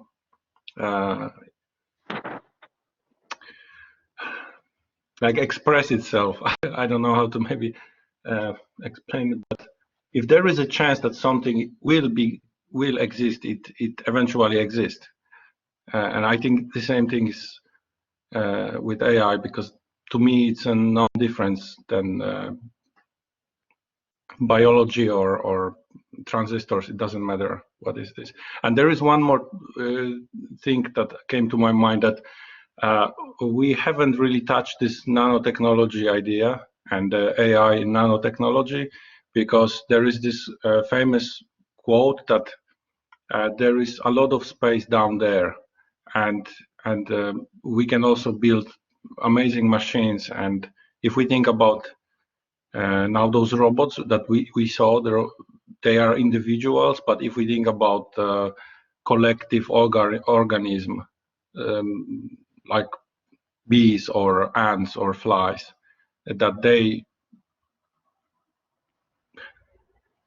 that's also something that will come, I think. Thanks much for this, and this point about nanotechnology definitely should have included that also, but there are so many things and we are short of time. And so nanotechnology, the doctors are inserting robots in the body, and they go inside the body and they do all different type of scans, and they can also have little knives and they can cut and do the surgery and whatever needs to be done. So you are not cutting from the outside, the bot is going inside and it is doing all the work, and the doctor is on the screen, they are seeing this. So this is not science fiction or work of future. Just run a Google search and you will know what I'm talking about. So thanks very much for reminding us for nanotechnology. And once you include artificial intelligence in that, then you can just imagine what are some of the possibilities which can happen. Yes, next one, please. I think that's me this time. Yeah, just wanted to point out one thing. You were talking about, like, yeah, so many job places were lost and stuff like that. But again, if we think about the history of humankind, businessmen were running for profit always, all the time. So it's not the AI or anything that's destroying this philosophy, but businesses are running for profits and they are looking to cut cost all the time, and that's what drives progress. Then another thing, it's been through all the time of the humankind warfare. The one who have the better one will win always, and if you're having the weaker one, you will lose. And that's what another driver who drives AI. and the progress overall. So those are my points. Yes, thanks for that, Dimitri, because you are absolutely correct. Those who had better equipment to fight, they are the ones who became superpowers. Now, those who will have better artificial intelligence understanding and application, not just the paperwork, the ethical and regulation, the real stuff, they are the ones who are going to dominate the thing. But again, we need to, we're not trying to create some hype here or takeover of AI or something like that. As Mai mentioned in her comment that balanced approach, many things are not going to be happening by robotic arm cannot. There are many things which a human hand can do, a robotic arm cannot do. But the point we are trying to create is that the things which a robotic arm can do are quite a lot. So in those areas there will be displacement, but only future can tell what can happen. Yes, next one, please. Yes, guys, go ahead. So what came still to my mind was and the messages that we are sending, we encrypt them, but AI could really handle that also. So in this sense, it's like someone who has an AI that is able to read all the messages that competitors are, let's call them competitors, are sending. It's like a, I don't in this sense, even in warfare, there is no need for any special machines or guns. Everything can be done without even shooting a bullet. If we know what the competitor, let's say, is about to do or plan to do, or what are the weak points, that's everything. That's why it's so important also who's gonna have it first.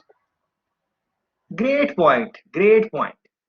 Without even going to warfare, without using smart bullet or a regular bullet, if you have information about the other person, you can really control them. If you have information about me, what I do, what type of text I send, who I am talking with, how, you have that information and you tell me, Tashfeen, if you don't do this, I am going to make it public. So your reputation is in my hand. What are you? So just that is the new war. That is the new war now. So I will have to do the things which you are asking me to do. So think about it, how you can manipulate the people in your life, the people around you. You just need access to data and stuff like that. So this is very interesting. Yes, next one, please. Yeah, so actually yesterday after class, I don't know how I stumbled into it, but I started researching quantum computer or quantum computing, and there was actually said that there is still at this moment no application to run them because the computer itself is so freaking advanced. And that got me thinking because we talk about AI and we have this sort of idea that it's really advanced, but then when we go that deep and start talking about quantum computer, I mean, we can notice that we can notice how far we're still from it because we already have the tool to move from one place and to another because the calculations that quantum computer do is just mind blowing. But then again, we're talking about AI and we have this image in our heads that is pretty advanced, but then it's still not. So there is still this gap that needs a lot of work, and this is pretty much the time right now for all of us going through this to really start putting work on because we're still moving forward. I mean, we're just getting started with this. It's crazy. Very true, very true. As you guys are talking about quantum, please run this search using these words. Yes, take care, Ronnie. Please, and if you guys, if anyone wants to leave, they can leave. But I just want to take pointers from the friends who want to maybe include. But if you have to leave, you can leave. No problem in that. But if you will stay and contribute to the discussion, we will appreciate that. But it is up to you. Okay, so please run this search. Artificial intelligence which needs less processing power. Yeah, please run this because you guys are mentioning quantum computing couple of time in your reflection also and so on. So it would be good for you to read that also, because there is some they are working on, they are aware about this thing, and they want that there should be some parts in artificial intelligence which does not require a lot of processing power and quantum type of thing. So please please read on that. Yes, next one please. Yes, Abu, go ahead. Yeah, like I want to be short and quick, but the thing is, like, after attending today's class, like I was thinking that the best things for the AI is like it can now from here it can only go forward, because there is lots of things it can improve, and there is lots of place it will go. So there is no place that it will go down, but it is only going forward, and it will go further, and it will amaze us in future. But the worst thing for human being is like we cannot do anything that we can go forward, but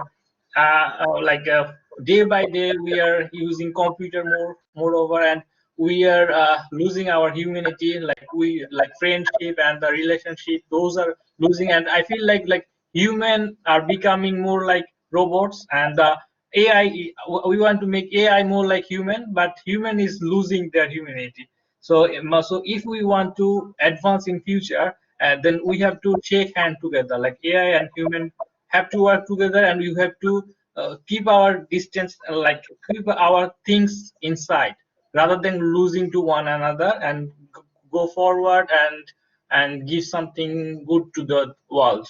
I think that's it. Thanks very much, Abu. Yes, yes, Barnes, please go ahead. And the points Abu made are very important, like, you know, being not losing the human part and stuff. That is very important. Yes.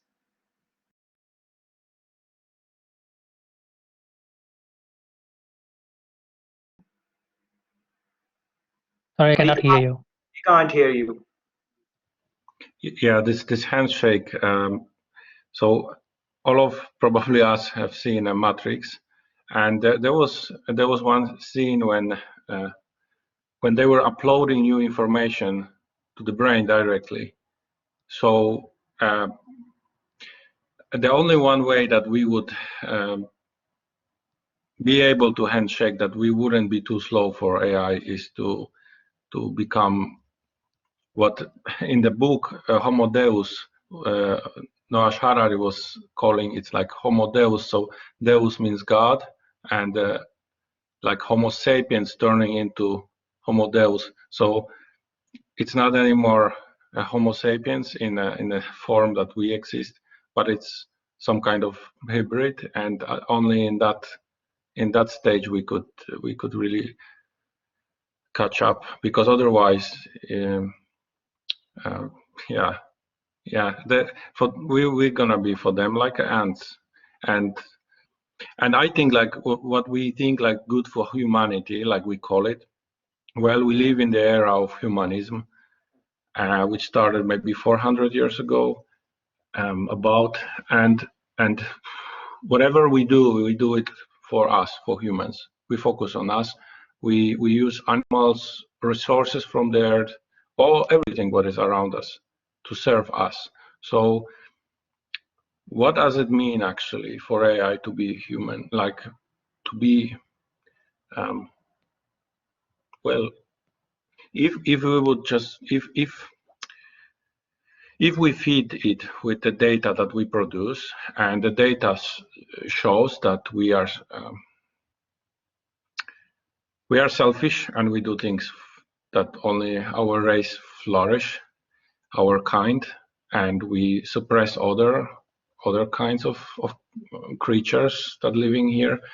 So the AI will have the similar tendency to follow that, maybe, and it will be a pretty natural step to develop. If the development, if growing is the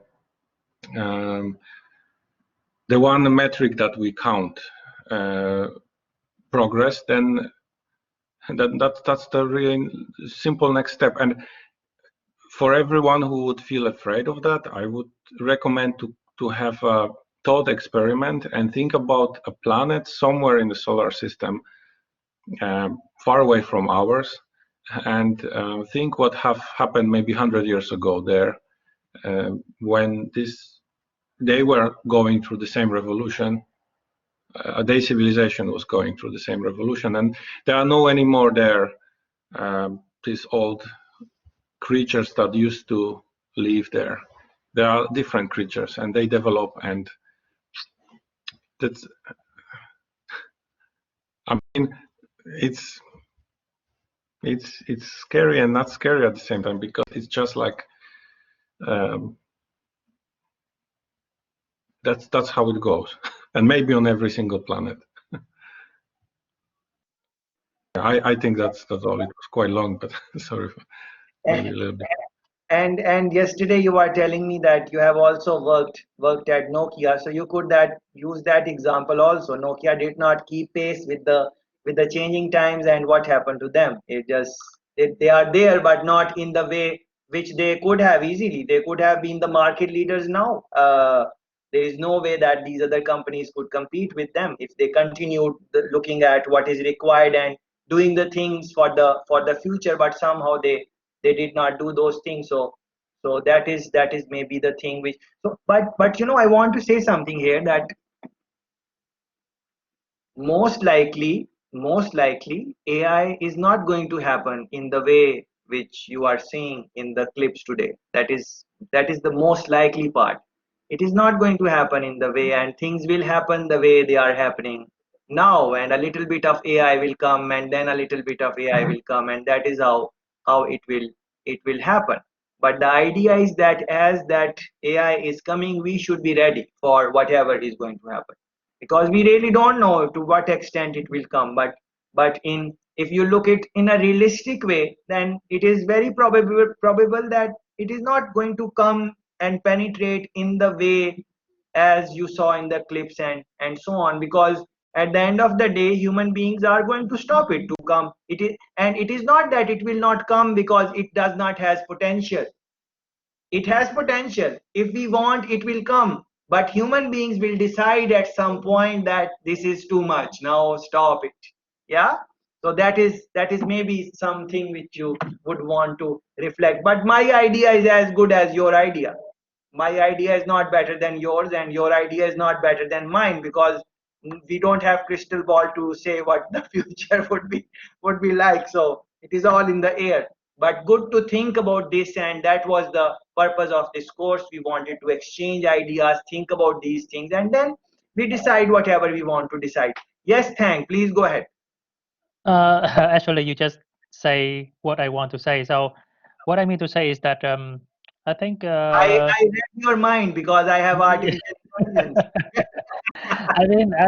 I think like the idea of AI and its a possibility can be like sometimes like scary and terrifying, but I think the decision is still in your hand.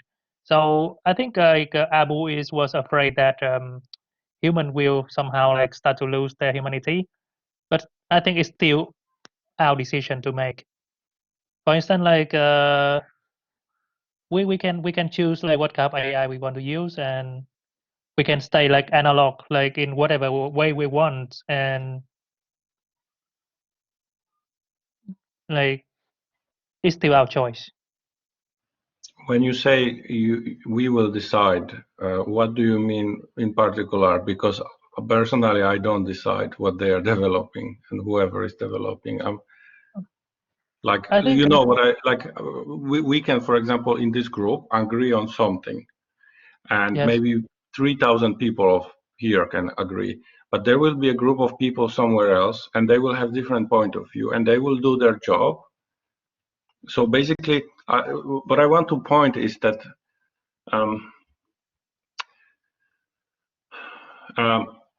maybe in the past it was more like that we were divided by land. And for example, if there was a sea between us, and you have one idea and I have different idea to continue life, and not our life but the whole society, it's possible because this water is dividing us. But I think what the future is bringing is some kind of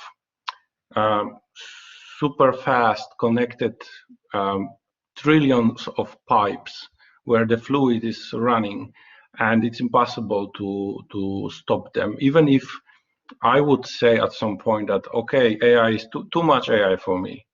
Like, you know, probably it's already too late. And I already realized that. If I realize that, it's definitely too late. But the point I wanted to make is that the whole nations can agree on something and say that it's okay or not, because as we said, the different cultures says that something is right, something is wrong. For them, different things means different. It's natural. But now we start to live in a truly global one ball, and even this ball can become conscious itself. I know it sounds weird, but the earth can be a one brain. I know, but I can send one documentary. It's actually there is this idea that whatever system you have, if it's complex enough, and if you feed it with enough big amount of data, the system becomes self-aware.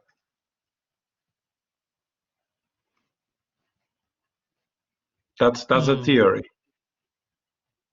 If you imagine huge, like okay, brain has, I don't know how many neurons we have, but it's the most complex object we know in the universe for us, which is known, human brain. But why wouldn't, if we think about it, what it is, it's like transistors that are basically sending forward, letting the electrical current flow or not, like transistors. It's a net. It's a net of. That's why it's so amazing how actually this brain works, because it's just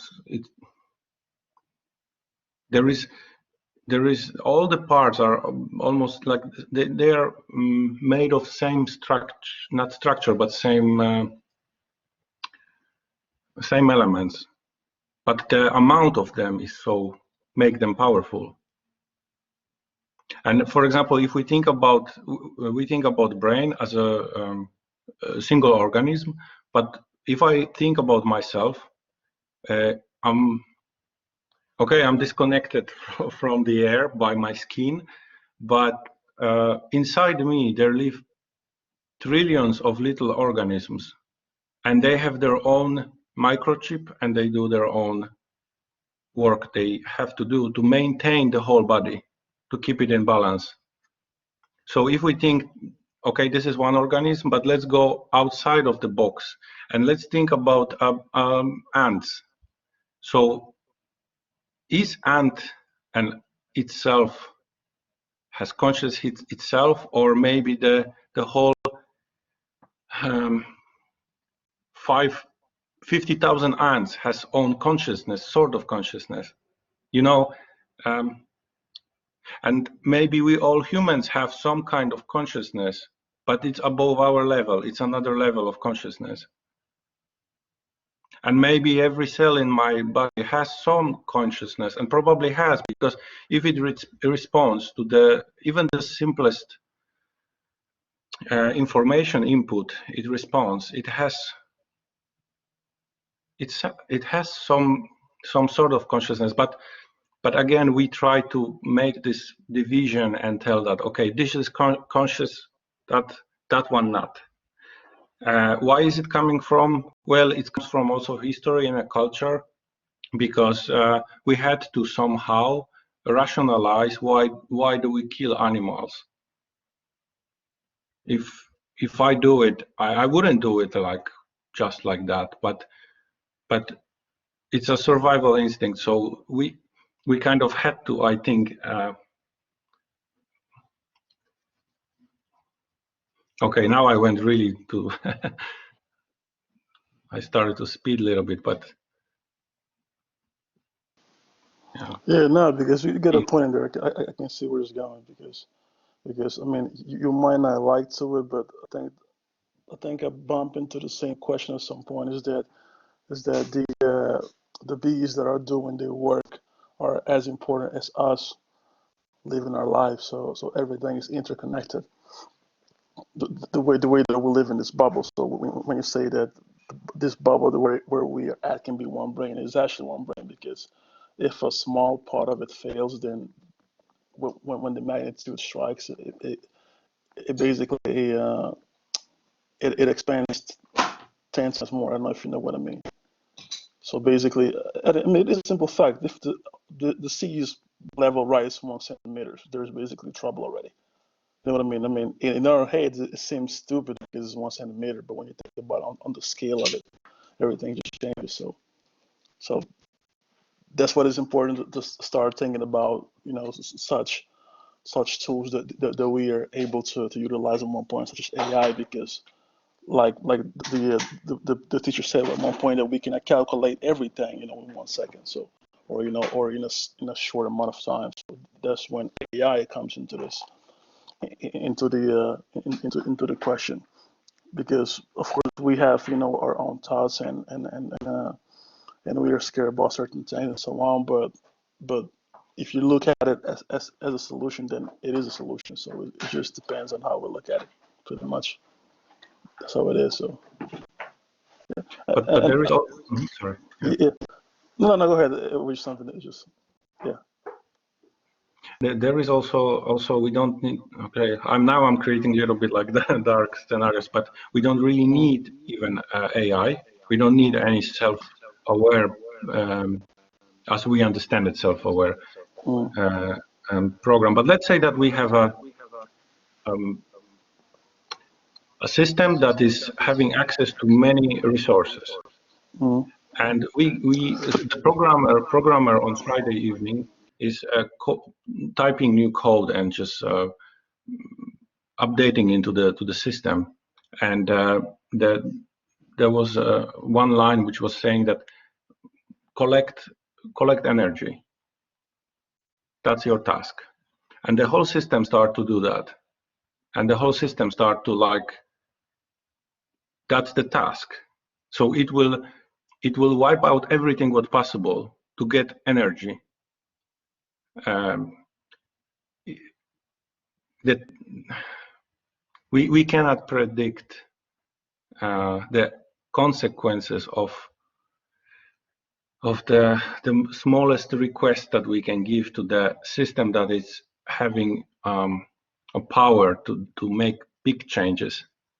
If we talk about small system, it just might hack, and I'm not hack, but break and say that, okay, I cannot provide any more energy. This is my limit. But if the system has no limit, if the globe is the limit, it will try to make that request come true. And that's also it's a one error in the one bug in a code. And I know how many bugs we create as humans when we code. So that's also something that we have to be aware that if there is a system, it has to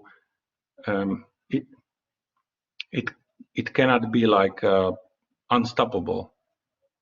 It has to have some limits, that something has to control it, or it. And also about that, when you mentioned that something is something doesn't work. So, for example, the cancer is a good example. There are just few cells in the beginning that they just don't work, and if there are enough of them, they can cause some vital organ to stop to produce whatever it produces, and the whole body is like not in balance, and the whole body is dead. So I think we are kind of interconnected. Yeah, that's true. I agree. Yes, Tang. What is your your reflection on what Barnes and Didi were commenting. You would want to say something and maybe give a nice conclusion to our session. I just think of a lot of things right now. I really don't know. Like, I don't know if I should be excited or worry about the AI prospects. That is I think I just need to keep my mind like open-minded. yes, that is, I think that is a wonderful conclusion for the discussions you guys were having and all the clips we watched.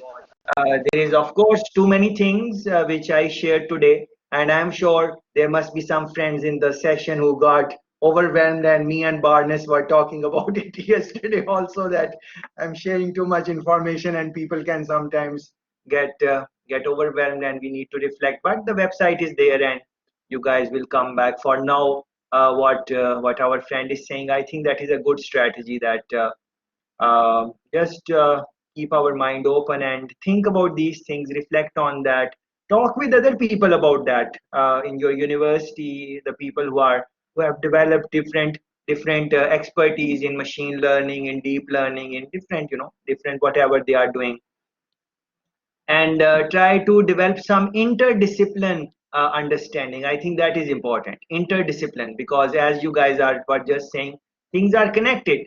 So it is not just one thing you want to specialize in and then not talk about other things. But then there is dilemma when you are working with scientists. Generally, you will see that they specialize in a small set and they are always working on that.